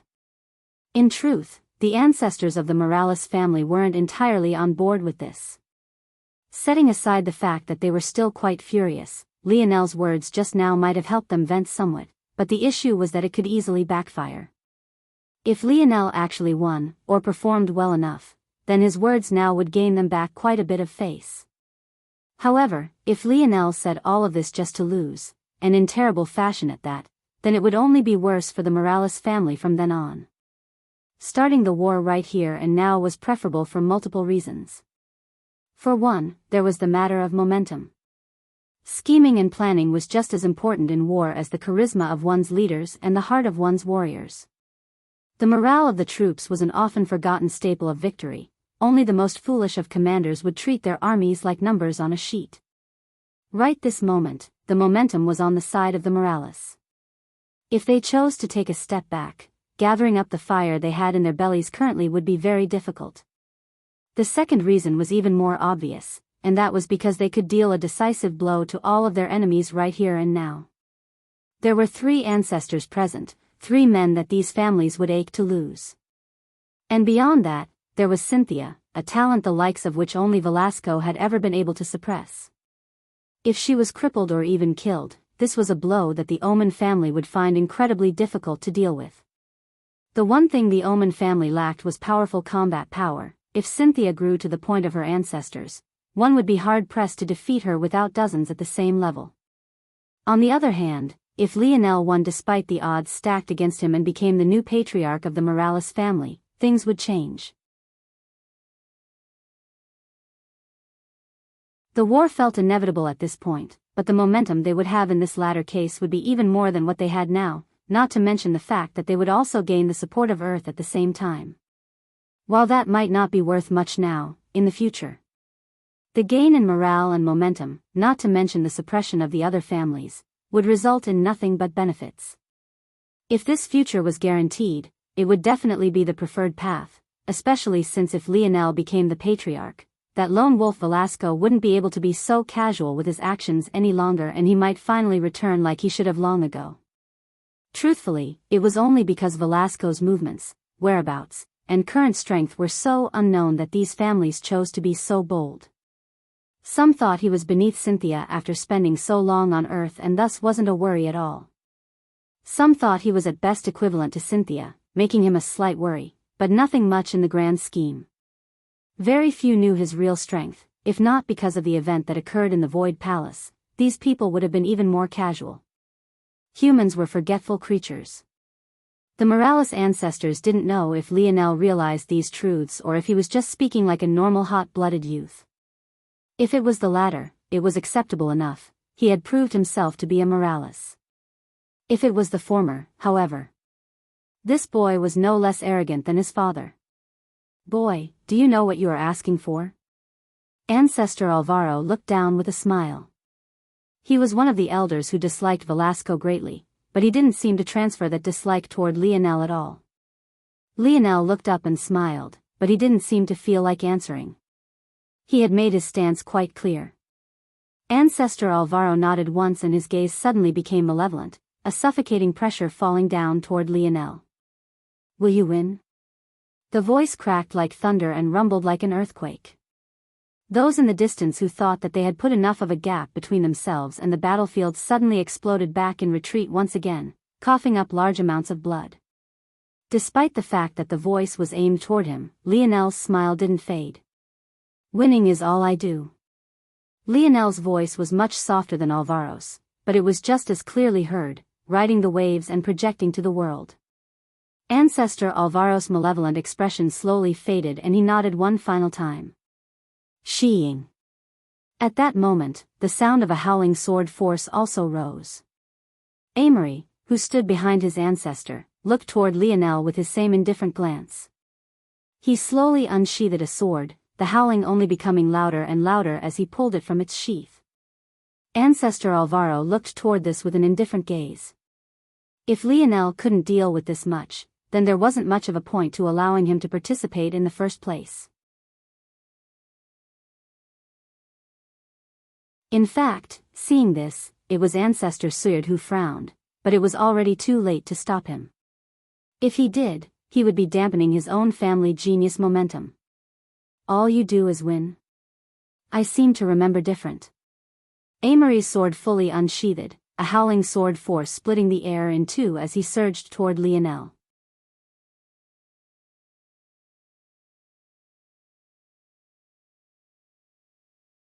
Chapter 1930. Published at 19th of June 2023 10:53 and 19 seconds AM. Chapter 1930. Belong. If audio player doesn't work, press stop then play button again. The sword howl caused many to narrow their gazes. Even amongst the weaker older generation, they felt the need to take this attack seriously. They couldn't fathom how someone in the sixth dimension could possibly deal with such a strike. In fact, they didn't know many seventh-dimensional existences in Tier 1 that could deal with it, not without ending up in a sorry mess, that is. However, Lionel's smile didn't fade. In fact, he didn't even move. A shadow seemed to appear from Lionel's side. James seemed to come from nowhere. Placing a foot on the rail of the flagship, he reached out a palm toward the coming sword blade. Many frowned when they saw this. Did this young man want to lose his hand? But something most couldn't have expected occurred. Bang! James' fingers clawed downward, grabbing the golden sword force and squeezing down. The sound of shattering glasses echoed as the sword force dispersed into a whirlwind, the bits and shards echoing into the distance. Many stunned gazes landed on James. His hand was uninjured, there wasn't even the slightest scratch on it. It seemed that he had casually dealt with it without even the slightest discomfort. How rude, James clicked his tongue. What are you doing attacking a clone like that? If you're mad, wait till you're face to face. Doing things like this just makes you seem petty. It was only after James said it that everyone seemed to realize that the current Lionel lacked something. This wasn't something others could normally see through, but with the number of eighth-dimensional existences here, there were no small number of them that could see the difference. Fooling the eyes of such experts was especially difficult, especially when they knew what they were looking for. It was no wonder they couldn't sense Lionel's exact tier. Most had assumed that he was speaking nonsense when he said that he could enter the seventh dimension in a year. But if his clone was powerful to the extent of fooling so many eyes, then what about his real body? But even more importantly than that, Amory was a genius that many knew of. In fact, he was well known as the first since Velasco and Cynthia to be at such a level. So who was this young man who could resolve his attack with a hand? Just as many were lost in thought, another figure suddenly appeared. It was a young woman with a body filled with hidden and explosive muscles. She appeared by Lionel's side with a hint of fury in her eyes, her hair fluttering with blade force. Emna reached a finger forward and tapped at the air. At that moment, a blade howl the likes of which didn't seem to lose out to Amory in the slightest appeared, concentrating on her fingertip with a radiant golden light. Amory's eyes narrowed, however an instant later, his pupils constricted. Without hesitation, he unsheathed his second blade, taking a step forward and swinging. Bang! Bang! Amory's arms trembled and he was forced to take a step back. His eyes widened and released a low roar, his aura flourishing as he resolved the attack. Even so, he was forced to take yet another step back. James winced. Oof, that's a little bit embarrassing. Amory had attacked Lionel, and yet the result was one of Lionel's men resolving it with ease, and a second one of Lionel's men forcing him back. For someone who had such an undefeated legend, if this wasn't embarrassing, then nothing else could be. The worst part was that no one seemed to recognize who these two people were. They were complete unknowns and only one of them seemed to have the aura of Earth, something the powerhouses were only now becoming familiar with. That meant that using Earth as an excuse didn't seem to be enough. Emna didn't seem satisfied, and wanted to attack again, but before she could, Lionel raised a hand. Seeing this, Emna didn't hesitate to take a step back, her obedience making the striking difference all the more obvious. Ancestor Alvaro nodded inwardly. It seemed that there was a difference between Lionel and his father after all. While they were both extremely arrogant, Velasco was not a leader and never had an interest in it. Lionel, however, it seemed that he was quite capable. You remember different, hmm? Lionel smiled. Funny words coming from someone who couldn't withstand a few arrows. Amory stabilized himself, his gaze still tranquil as he looked up toward Lionel. Amory stabilized himself, his gaze still tranquil as he looked up toward Lionel. But I don't really feel like rehashing the past. Since everyone is here, I think that there's something far more important to talk about, don't you think? What compensation do you all plan to give me? The eyes of many narrowed, the atmosphere falling into silence. Nothing? Lionel chuckled. Feigning ignorance is fine if your goal is to only seem more like a worthless bunch of elitists, even more so than your actions today would suggest. None of you find it funny that the geniuses you're sending forward to participate in the heirs' wars wouldn't even be here to participate if not for me? The Morales family shares my blood and they don't hesitate to step out to protect me. But what are the rest of you worth to me? By this point, it was all too obvious what Lionel was referring to. Faced with this, there was little they could say. It's funny. I should have returned a hero, but the first thing that happened to me when I returned to the Void Palace was an interrogation and pressure to hand in a method that was mine to begin with. Fine, that much is fine. My research and results could be game-changing for the human domain. I might be inclined to help out if the feeling was reciprocated. But not long after that, Shield Cross Stars came to arrest me as though I truly was a fugitive. As though that wasn't enough, I'm also now suddenly a ticking time bomb that needs to be dealt with just because I have Fox and Morales blood coursing within me. Lionel's smile suddenly faded, a dense violet fog exuding from him and enveloping the flagship. My patience is very limited and my temper isn't good. I'll tell you all right now, since you don't want to acknowledge the fact so many of you owe your lives to me, I'll keep count of the debt myself. I don't have a need for your pity. I'll collect those debts back one by one. If you dare to send your geniuses in, I'll dare to kill them. If you send in one, I will kill one. If you send in 10, I will kill 10. As many come is as many as you'll lose. Consider it as a repayment of your debt. Your lives belong to me to begin with. Lionel rose to his feet. These people thought that he was some sort of live target that they could casually hunt. It was only right that they came to understand how he saw things, that they came to understand the reality of things. He wasn't the prey, they were. He wasn't the hunted, they were. He was half Morales but no less of a madman. There might, potentially, be no third chapter today. If there is one, it will be much, much later. I will try my best, sorry everyone. This month and next month will be quite hectic for me.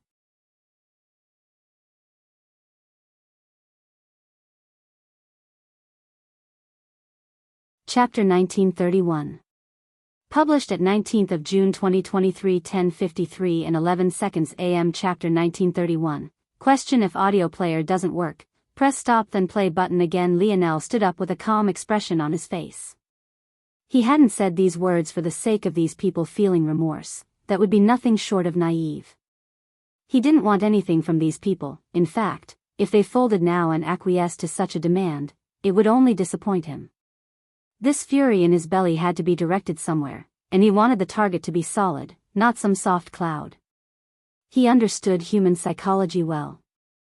Doing something might be impactful, but saying you would do something and then doing it would be doubly so.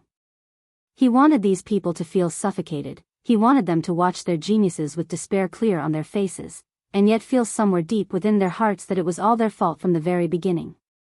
Lionel swept a gaze over the surroundings. He could see the various responses to his words. Some were enraged, some sneered, some didn't bother to hide their disdain. However, regardless of the reaction, he met it calmly, his own confidence shining through. His eyes landed on Cynthia for a moment before he turned away and moved to return toward his flagship. This woman, he was glad she was unscathed. If she was acting out of some sort of animosity, it would be his mother who put her in her place. As Lionel clone dissipated, the uproarious laughter of the three Morales ancestors echoed through the skies. You've heard the brat. A month from now, those of you who still dare can make your way to the execution grounds. Ancestor Alvaro took a step and vanished after saying these words. Like this, the domain war was cut short before it truly came into being. All those present knew that things wouldn't end so simply, and that at this point, war was practically inevitable. These heirs' wars had suddenly gone from a method of potentially avoiding war to a fight for momentum. Whoever came out on top would have an upper hand when the pot finally began to boil over. A day later, Lionel walked into a grand hall holding Ana's hand.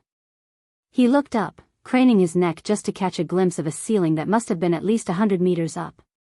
He had never been in such a grand place, and he had to admit that the crafting specialty of the Morales family truly shone here. He smiled lightly and looked forward, meeting Patriarch Alejandro's gaze. Alejandro smiled widely and he seemed to be in a very good mood, a far cry from the mood he had been in recent months. There was a point where he just wanted to leave and start a massacre of his own, but duty and responsibility weighed him down quite heavily.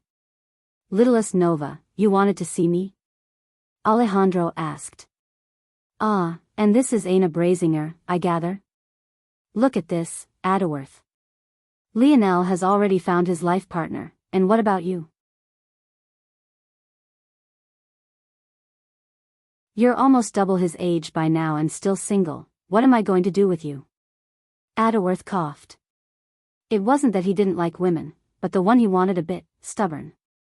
There wasn't much he could do about this. He wasn't as lucky as Lionel. Seeing that he had done his parental duty of embarrassing his son in front of company, Alejandro laughed heartily and invited Lionel and Ana forward. I did want to see you, Lionel said with a smile, bringing out the segmented cube and the spear domain ring. These two things are heirlooms of the Morales family. My old man is a bit unruly, so I can imagine how these things landed in his hand, but I believe that for the sake of fairness, these things should be given back to the family during the heir wars. It won't be too late for me to reclaim them later. Alejandro's brows shot up. Of all the things he had expected, this was the very last. Lionel wasn't scheming with this move. He truly felt that it was only right. The only reason he didn't think of doing this earlier was because he had, indeed, started at a disadvantage. The other heirs had all grown up under the umbrella of the Morales, whereas his dad didn't tell him anything about this world until he was already 18, and even then that lazy old man had left him to his own devices. So, Lionel didn't feel bad for having had them in the first place. But now that the heir wars were here, he thought it was only right he temporarily hand them over. However, what Adaworth didn't expect was for Alejandro to suddenly shake his head. While it can be said that these two treasures are heirlooms of our family, it's probably more accurate to say that they are heirlooms of your family's branch. This is especially so for the segmented cube. The spear domain ring has had many owners, but the segmented cube has always belonged to Ishmael's lineage. It doesn't even listen to anyone else. Lionel raised his brows. He hadn't expected this. Plus, I can tell that you've already passed the tribulation of the spear domain ring, so actually, you are its rightful owner now. The only thing you owe the family is a recounting of your experience in the tribulation ground for future generations, other than that you're free to keep it. Seeing Lionel's surprise, Alejandro chuckled. Your father didn't explain anything, right? That's just like him. Aina giggled to the side, clearly amused by Lionel getting a taste of his own medicine. Lionel smiled bitterly, but inwardly he actually felt quite warm. He had already decided before that the Morales family would be his, but as things stood currently, he felt more a part of them than anything else. If there's nothing else, you can have dinner with us tonight if you would like. My wife has been wanting to meet you. Lionel smiled to accept, but his gaze flashed instead, suddenly thinking of something. There is one more thing that I've been wondering about. Why is it that I feel that the moniker of madman isn't a coincidence? And why does it seem that this only becomes more true the older a Morales is? Lionel had very few data points to reach this conclusion. He had interacted with too few Morales, but everything he did know seemed to point to this one conclusion. For one, the Morales tended to have very young patriarchs. If the air wars had occurred at the proper time, they would have been less than 35 years old. In the dimensional verse, this was exceptionally young considering even fifth-dimensional existences in their 70s looked as though they were in their 20s. There was logically no reason to rush this. Secondly, on the battlefield just a day ago, Lionel had sensed a certain fury coming from the Morales ancestors and Alejandro that, while could be considered reasonable, also felt somewhat irrational. It was incredibly difficult to maintain such fury for such extended periods of time, but the Morales didn't seem to have any issues with this. And finally, maybe the reason Lionel thought there might be such a possibility, there was the crimson energy that had seeped into his body the day he awakened his metal synergy lineage factor. Hearing this question, Alejandro's brows shot up, looking toward Lionel with a deep gaze.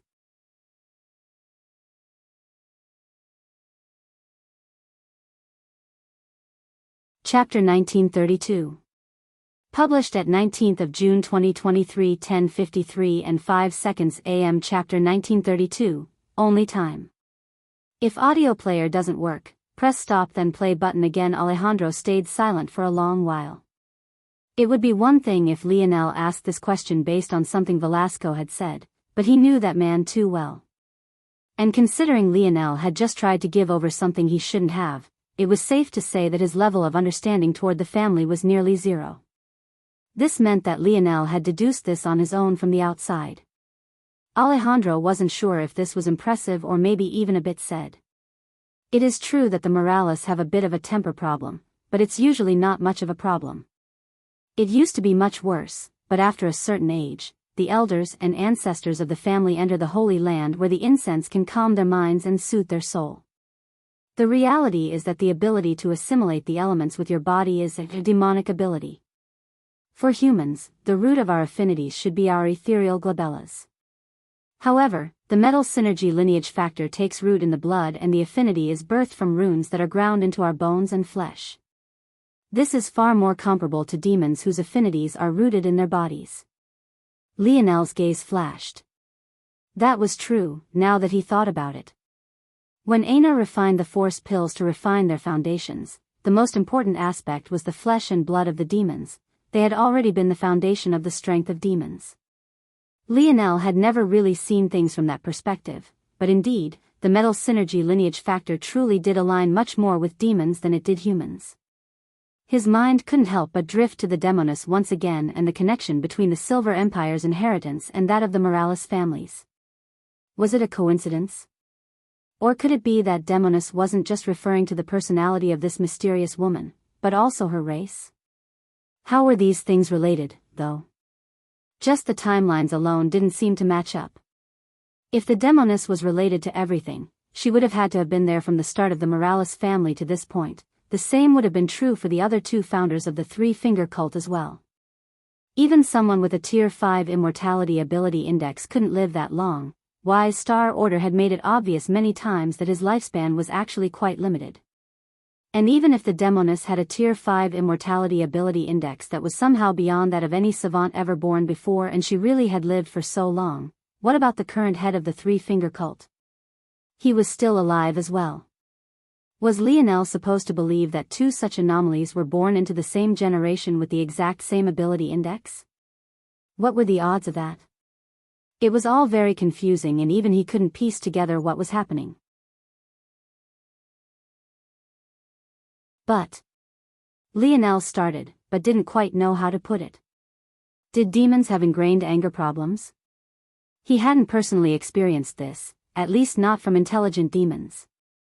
The Cobra demon was actually quite calm and calculating, and Kaldar had actually been quite funny when he did speak, although Lionel was pretty sure he still seriously believed that the former swung for the same team. And also, even if they did, why did it seem based on age? There are always consequences for going against the natural order of things. You've probably also noticed the other oddity in our lineage factor, that being that it unlocks in stages. Rather than being at a set level from the very beginning like most other lineage factors, it requires being unlocked over time. There's a reason it's like that. Our bodies wouldn't be able to handle it all at once. Lionel's gaze flickered. This was also true. Though, he no longer had this problem. After assimilating the Silver Empire's inheritance, he had access to the full range of the Metal Synergy lineage factor, though it probably wasn't appropriate to call it that any longer, as the synergy it had with the other three portions had created something entirely new that Lionel had yet to fully explore. On top of that, he had formed a sixth doorway that would allow his Metal Synergy lineage factor to cross from the 8th dimension into the 9th. But as things stood now, he had no idea how to open that doorway. At the very least, right now, he felt like he was a very far distance from it. Lionel had yet to battle with this new body of his because he had to enter the tribulation right afterward. In truth, he was a bit eager to see where his limits lay, but that was a matter for another time. Although we don't know the exact reasons, we can only guess that this is a large part of it. Lionel felt that this explanation was more than enough. In Earth's past, there was something colloquially known as mad cow disease. This was a disease caused when humans ingested cow brain, but more accurately, it was caused by a particular fold of protein found within the meat. This disease was named as such because of all of the cognitive changes it could cause in both cows and humans, even to the point of changing one's personality entirely. If something as relatively simple as a protein, at least compared to an entire lineage factor, could cause a thing, then forcing something decidedly not human into a human form factor was bound to have its own consequences. Lionel had already seen lineage factors casually make changes to his brain on a macro scale through the spear domain lineage factor. What was happening on a micro scale that he had missed? But beyond that, the real question was, by completing the inheritance, did Lionel save himself from such a fate? Or did he just consign himself to damnation? Only time would tell.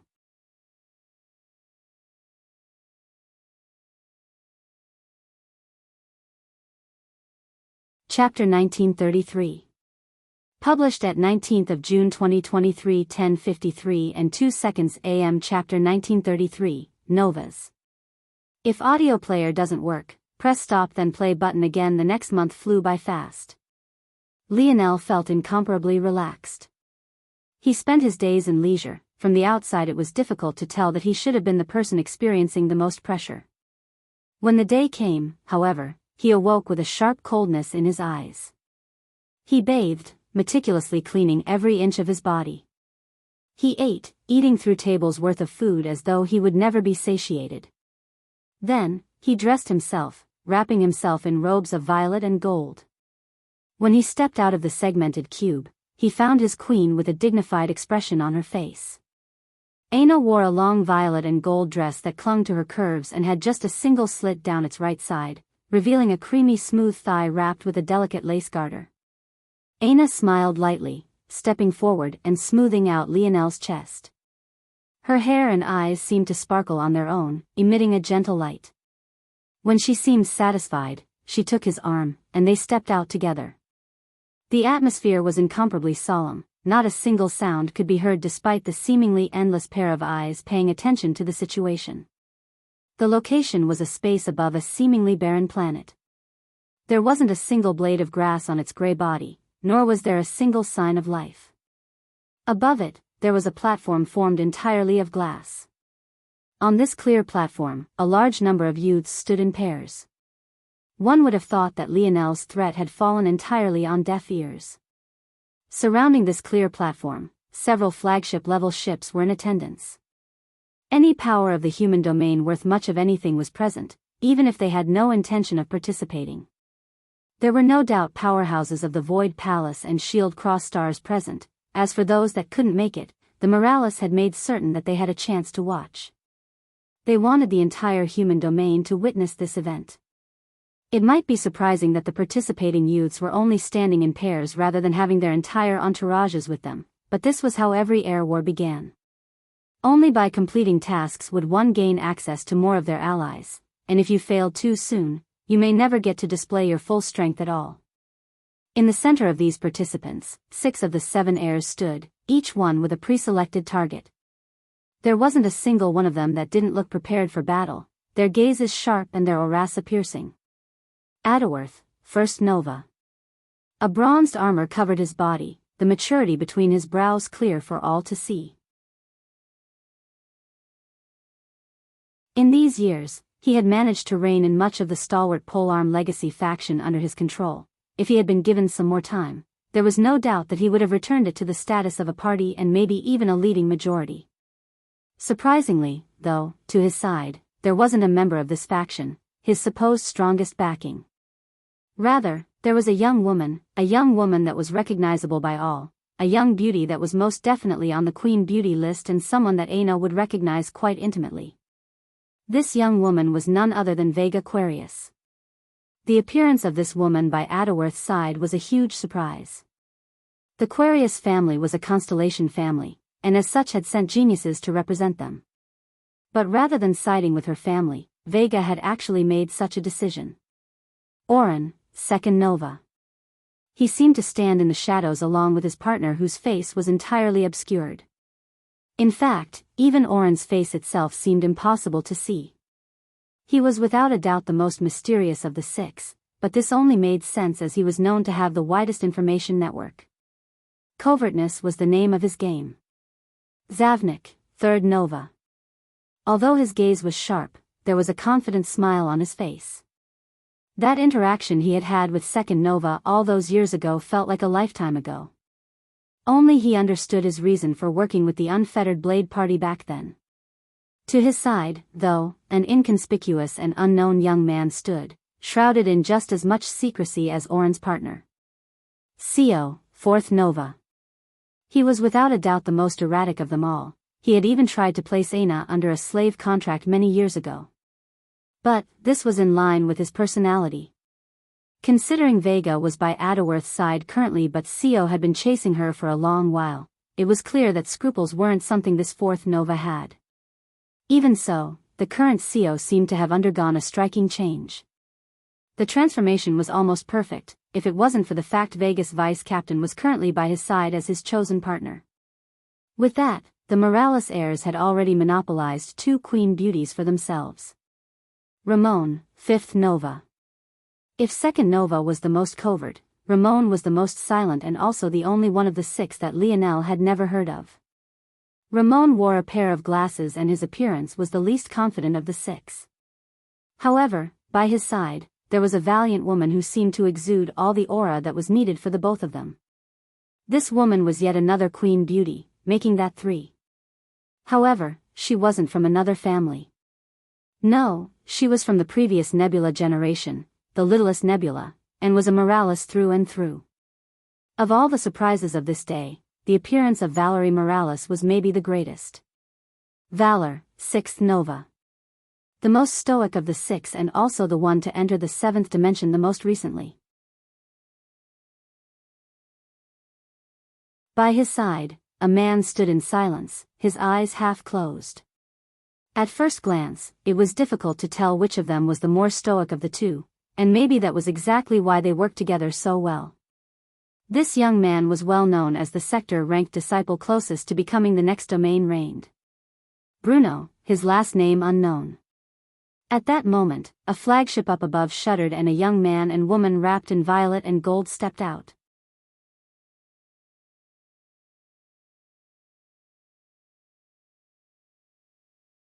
Chapter 1934.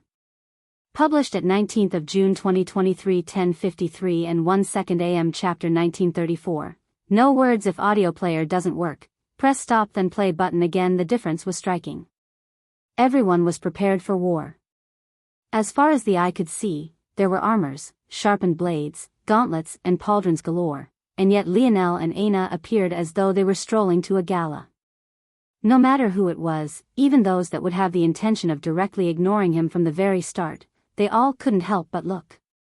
In this sea of seventh-dimensional experts, there were only two in the sixth dimension, and both of them were right before their eyes. Lionel hadn't chosen to bring one of his seventh-dimensional guards. Instead, he had chosen to bring his queen, his wife, his woman. Bold. Unrestrained. Arrogant. As he strolled forward, a radiant halo seemed to form above his head, a suffocating presence exuding from him. Despite the fact that he was clearly in the sixth dimension, his momentum seemed to suppress all those around him, but what was even more surprising was that the gorgeous woman by his side carried an air of dignity and majesty that was no less oppressive. Golden forces seemed to appear and vanish around Lionel just as quickly. He descended through the depths of space with fluttering steps, this golden force forming flying doves and gliding butterflies. It was such a magical scene that it took even eighth-dimensional existences several seconds before they realized that this golden force was actually spear force. Their pupils couldn't help but constrict. They had never fathomed that spear force could be used in this way. It was alive, breathing. It was beautiful and seemed to lack the edge of blood and carnage that a spear should have had, and yet it was no less intimidating. In fact, it was more so. Lionel and Aina landed on the glass platform, causing it to tremble. Any thoughts of obstructing their path forward seemed to vanish into the air, the geniuses that should have been here to participate and compete with them flowing out of the way one after another. Neither Lionel nor Aina seemed to spare them a single glance, as though their actions only made sense. At this moment, Lionel's Tier 7 aura had flourished completely, entering the senses of those in the surroundings. However, rather than sneering at such a thing, their hearts could only leap into their throats. A year really is too long, by then he'll be in the seventh dimension. Those words should have been nonsense, they should have been something that could be dismissed with the wave of a hand, but the reality made this far from the case. Not even a year ago, Lionel was only at Tier 1, and yet he was already at Tier 7 now. Lionel appeared within the central circle of novas. There wasn't a single hint of a smile on his face, his king's might flourishing in all directions. He had never been more focused in his life, and the result was a pressure more suffocating than anything he had ever exuded before, a pressure which, just like always, seemed to be something only Aina was entirely indifferent to. In fact, Aina's own presence seemed to fuse and multiply Lionel's own, the resonance between the two of them causing the force in the air to fluctuate and disperse.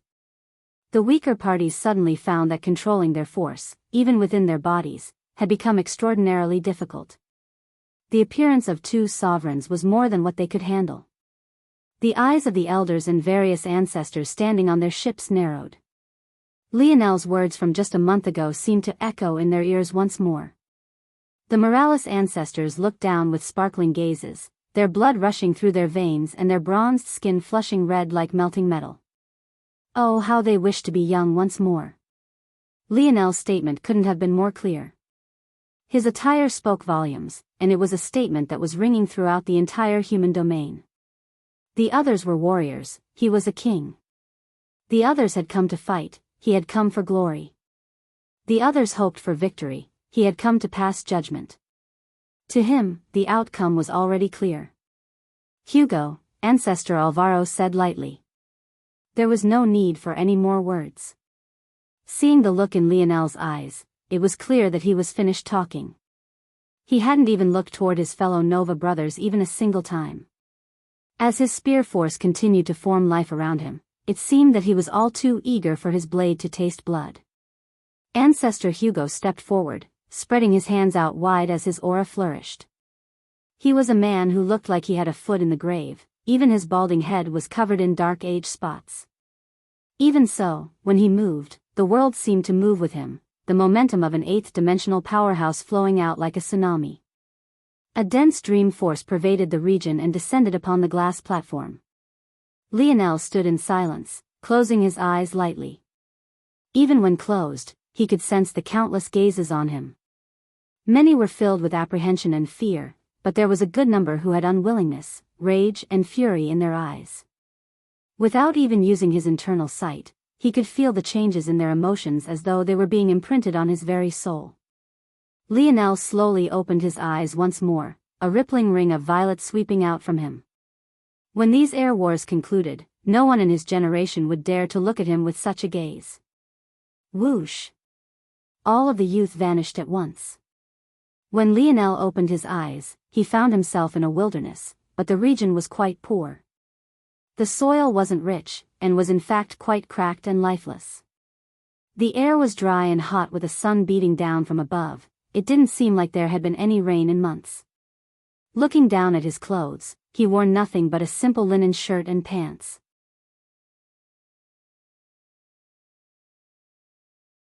If he wanted access to what he had been wearing previously, he would have to likewise complete tasks.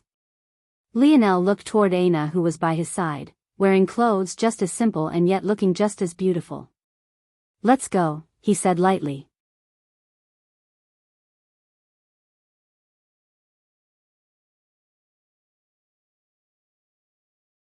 Chapter 1935.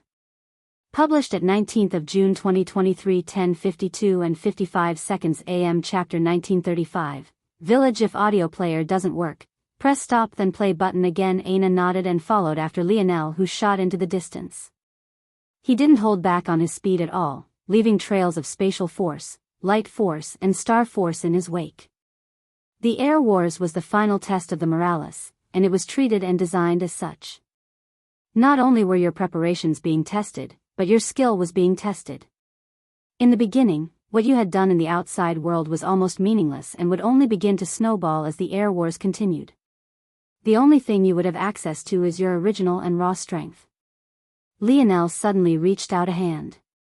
At that moment, a bow began to appear in his hands. At the same time, a golden battle axe appeared before Aina, one that she didn't hesitate to grab. The linen clothing fluttered in the wind as they appeared before a small village. The walls that protected the small village were made of bundled wood that looked as though they would be better used in a small fire. It was barely 30 or so meters across in diameter, and it seemed to already be in a state of lockdown, as though the appearance of Lionel and Alna had already been expected. Lionel exerted strength in his feet and shot into the skies, appearing high in the trees and surpassing them. Just when it seemed that he would fall back down, a spatial platform appeared beneath his feet and he pulled back the string of his bow. At the same time, barefoot and all, Aina whipped by an afterimage of his that was still on the ground. In a blink, she had already appeared by the gates of the small village, her gaze cold.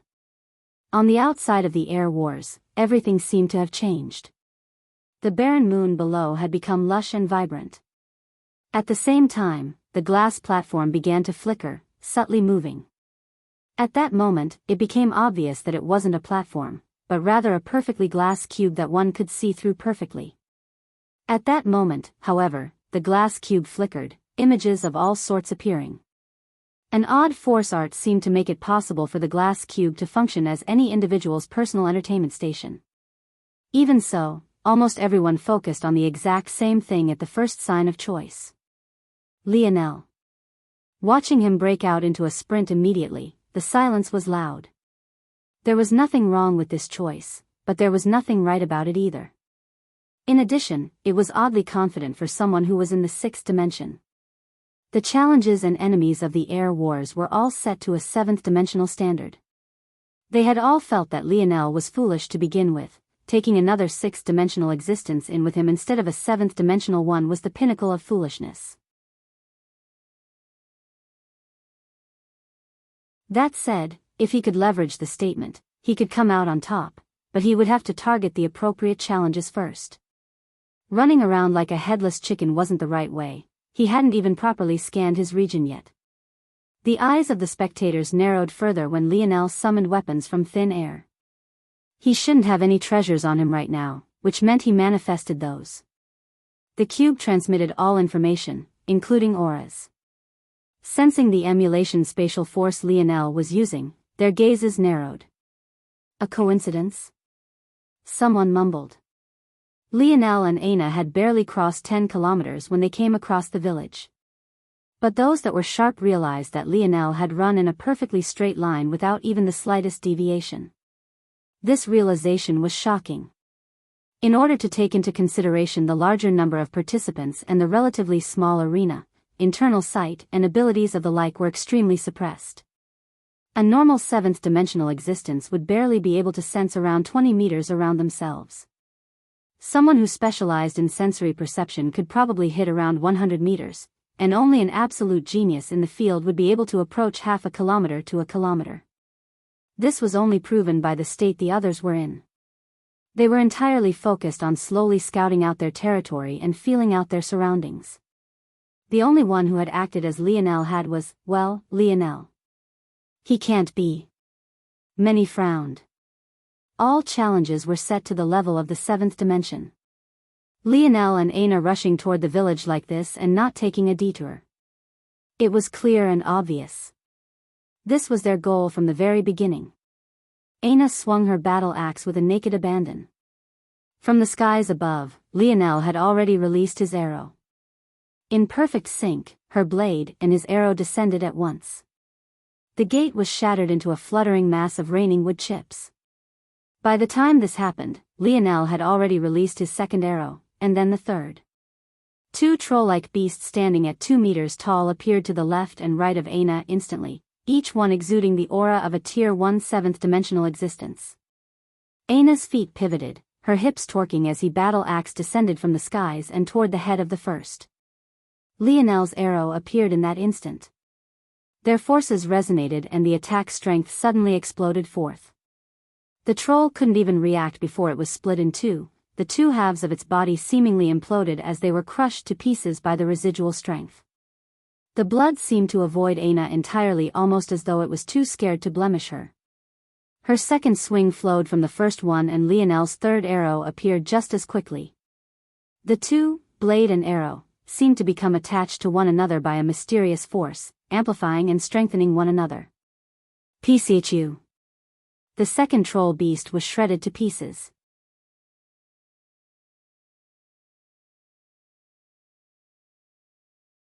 Aina and Lionel were entirely in sync. From start to finish, not even 5 minutes passed, but the village had already been cleared. The human domain fell into silence.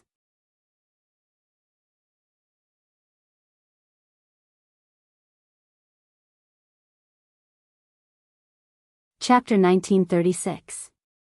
Published at 19th of June 2023 10:52 and 54 seconds AM. Chapter 1936. Headquarters. If audio player doesn't work, press stop then play button again. Lionel descended from the skies, landing by Aina.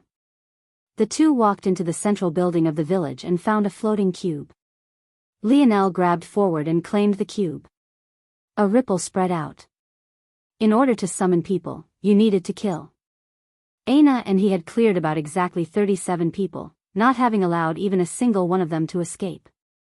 However, these 37 people, or rather trolls, were also worth points.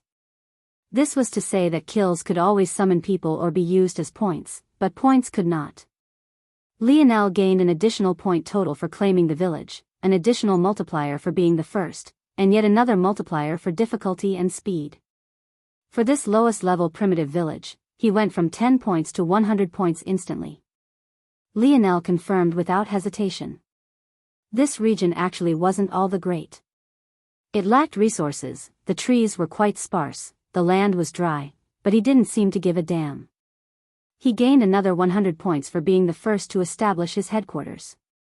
Then, without even taking a pause, he converted all of their kills to points. Calling the trolls Tier 1 existences was incorrect. Rather, it was more accurate to call them subgrade threats. The ranking system for the air wars went subgrade, bronze grade, silver grade, gold grade, air threat. The rewards were 10, 100, 1,000, 10,000, and 100,000 respectively, not including any multipliers. Simply put, this allowed Lionel to gain an extra 370 points instantly. Like this, He now had 570 points, and he needed exactly 500 to upgrade this village from subgrade to bronze grade. No one even had time to react to his absolutely insane choice before the village flashed with a blinding light and expanded. Ready? Lionel turned to Aina. Aina nodded. She didn't seem to have shed even a single bead of sweat. The two moved at once and then appeared on the growing walls of the now bronze-grade village. Rather than being formed of the bundles of wood, they instead became strong mud walls dug into deep trenches. But at that moment, enemies began to appear over the horizon, charging over. Every one of them was a bronze-grade threat. However, to even more surprise, rather than working together like they had before, Lionel and Aina separated, Lionel taking the north and Aina taking the south. Aina appeared by the pile of 37 troll bits and pieces. With a raise of her hand, the blood rose into the skies and began to burn with a blinding light. At that moment, all the energy and potential the trolls had ever had were forced out all at once, 37 phantoms appearing to her back. At the same time, without even looking, Lionel raised his own hands, the souls of the trolls being plucked out of the air outside of their control.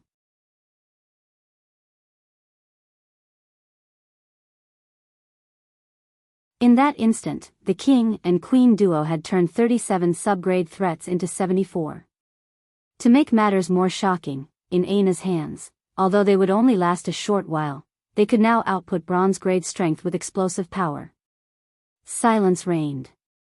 Watching two six-dimensional existences treat bronze-grade threats as though meat to a grinder was something that was difficult to comment on. The thoughts had gone from believing that Lionel must be suicidal, to suddenly choking on air. After seeing this, however, the tension in the hearts of the Morales ancestors slowly vanished. If things were like this, then there truly was no need to worry any longer. All they had to do was lean back and watch the show. It was a bit amusing watching a Morales heir use the bow so efficiently. Just glancing at the sternness on the faces of the Constellation Bow Alliance, Ancestor Alvaro couldn't help but burst out into laughter, breaking the silence. Look at your face, Mito. Did you eat a pile of shit on the way here? Ancestor Mito's expression darkened, but he didn't say a single thing. Thinking about the fact the white lion bow was in Lionel's hands, how could his expression not be like this? A Morales who didn't even care to use the spear, how unlucky. You're laughing too early, Mito sneered. The bronze-grade trial was wiped clean. The death total this time was 121, instantly giving Lionel and Aina 12 100 points instantly. If it was up to Lionel, he would upgrade to silver grade instantly, but unfortunately the price for an upgrade was 50,000 points this time, a huge leap. It was clear that the bronze grade was a gimme, the rest would be far more difficult. Even so, Lionel had clearly already expected this. The rate for exchange was simple. People were exchanged with kills, and as for items you had placed within the exchange ahead of time, they were graded on the same scale. Luckily, because they were your items, they were on a discount. Subgrade items only cost 1 point, bronze grade only cost 10 points, so on and so forth. Air grade items were an umbrella grade for all top-tier treasures that fell off of the scale. This would include the segmented cube and other things. The issue with this system was that when you summoned your people in exchange for points, you would also have to trade for their items. If you had trade for your treasures, and that of your thousands of subordinates, just how many points would you have to waste just outfitting your people with the capability for combat? The answer was too much. However, there was a very obvious loophole. All raw materials were counted as subgrade regardless of their true in real-life grade up to 100 kilograms. Lionel spent 10,000 points and summoned the segmented cube. With a flash of light, it descended from the skies. Then, using every bit of his remaining 2,170 points, he traded for just as many materials. All materials used in the trials had to be registered ahead of time, whether that was people or raw materials. As such, hiding items wasn't allowed. However, using the lab setting of the segmented cube to use these raw materials to search out treasures was very much allowed. And, setting the blueprint for these treasures before the air wars so that he didn't have to waste time crafting for himself right now was also very much allowed. Lionel tossed the raw materials into the segmented cube and left the rest to Anastasia. Taking Ana's hand, they walked into the center of the bronze-grade village again. It looked much different this time. Rather than a dilapidated hut, it was a somewhat simple hall. Lionel made it to the center and looked at the rotating cube again. There was another reason he forced the upgrade ahead of time, and that was because of the unique property of territory at the bronze grade and above, a territory map. Even Lionel's internal sight was greatly suppressed here. 10 kilometers was about his limit. But this moon had thousands of miles of circumference. It was far too inconvenient. However, a territory map gave you a perfect bird's-eye view. At the bronze grade, this range was 50 kilometers in radius, 5 times that of Lionel's current range. In that instant, all of the challenges and opportunities appeared before Lionel's eyes. It wasn't just the challenges that appeared, but also the people. Lionel's gaze was frighteningly cold. The air wars truly began now.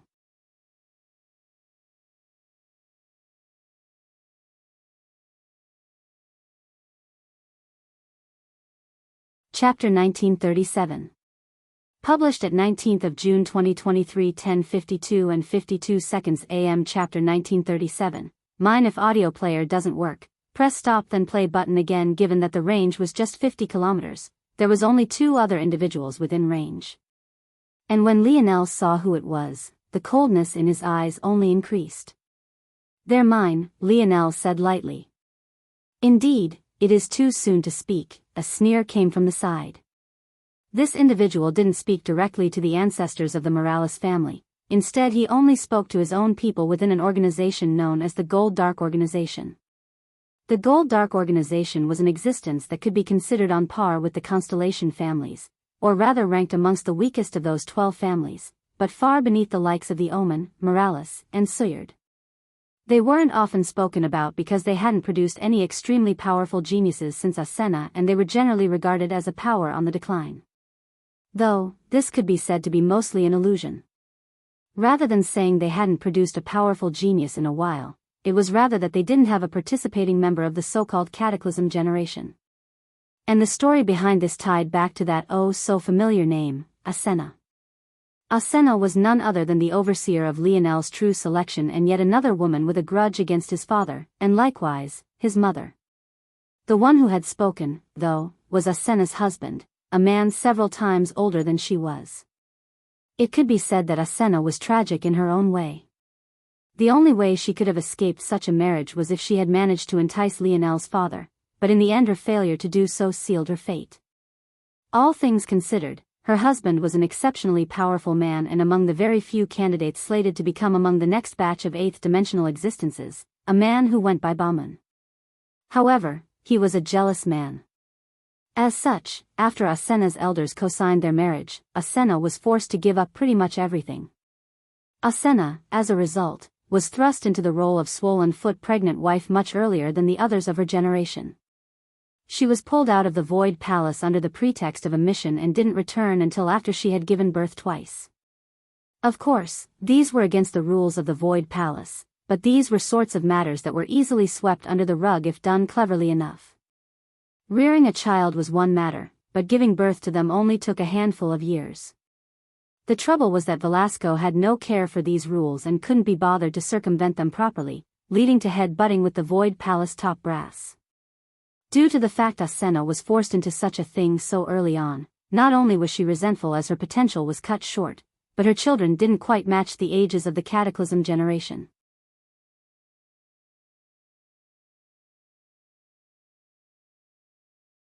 They were too old to be part of the Cataclysm generation, but too young to be part of her generation. This led to them being relatively obscure, something that left the Gold Dark Organization, Bamun and her quite dissatisfied. These air wars were a perfect opportunity, and even better than that, their 2 sons had landed right within Lionel's range. "Those 2 brats are decent," Ancestor Mito said with a sneer. If that brat was smart, he would avoid them for as long as possible. But I doubt he'll have a choice like that. The commotion he caused in clearing the bronze grade challenge was far too much. Bamun's gaze blazed. His hatred for Velasco was great. And he knew well that while it seemed like his wife hated him as well, it was a resentment that stemmed from a completely different feeling. Seeing Velasco's son lose to his own would be the ultimate retribution, a sign to Asena that their union had always been the right one. Asena's own gaze blazed with a similar ill intent, almost leaning over the side of their flagship just to get a closer look. It was then that, to everyone's surprise, the moment Lionel glanced at the two on the territory map, he flickered and vanished. Lionel's speed was unconscious. He moved even faster than he had before, his speed making the elders on the outside fall into complete silence. His figure flashed, then flashed again. He crossed the 50-kilometer distance in not even half a minute, booming shrieks of shattering sound barriers echoing out from behind him. At the same time, Aina had made her own move, but rather than moving with Lionel, she had targeted the first challenge within their territory, mapping out the path between three of them before setting off. The pair of Gold Dark brothers had been making their way toward the commotion, cautiously paying attention to their surroundings so that they wouldn't miss any hidden dangers or challenges. However, what neither of them had expected was to run into their first contestant. The two hadn't done much. Since entering, they had only cleared a single challenge and had been biding their time until they sensed Lionel and Aina's upgrade challenge and began to move in this direction. However, the two didn't know what an upgrade challenge would be like just yet, so they had yet to confirm. Plus, it was so early on that they didn't believe that anyone would be undergoing such a challenge already. Before they could tell what was happening, though, someone had already appeared over the horizon. The two instantly recognized Lionel and looked toward one another. The faint excitement and eagerness in their eyes was clear. "He's mine. Fuck off, he's mine." The two didn't get to finish their little song and dance, nor did they have the time to think of why Lionel was alone rather than with his partner. Lionel unleashed a roar, 3 sapphire blue vital star 4 stars appearing to his back as his body erupted with a bronze aura. His halo expanded and descended down the length of his body, revealing a divine armor of jade green and pearly white that exuded a vitality that caused even the cracked and dried grounds in the surroundings to grow rapidly. The final piece of his armor had just clinked into place when he appeared before the two, dense blue nebulae-like fog coming from the vents of his divine armor. All at once, the Morales family ancestors and elders stood to their feet. Sorry for the uber-late chapters everyone, hectic 2 months ahead like I've said previously. Chapter 2 coming ASAP. You're tuning into the Carefree Valley YouTube channel. Don't forget to subscribe and join us on this journey to catch the most captivating stories.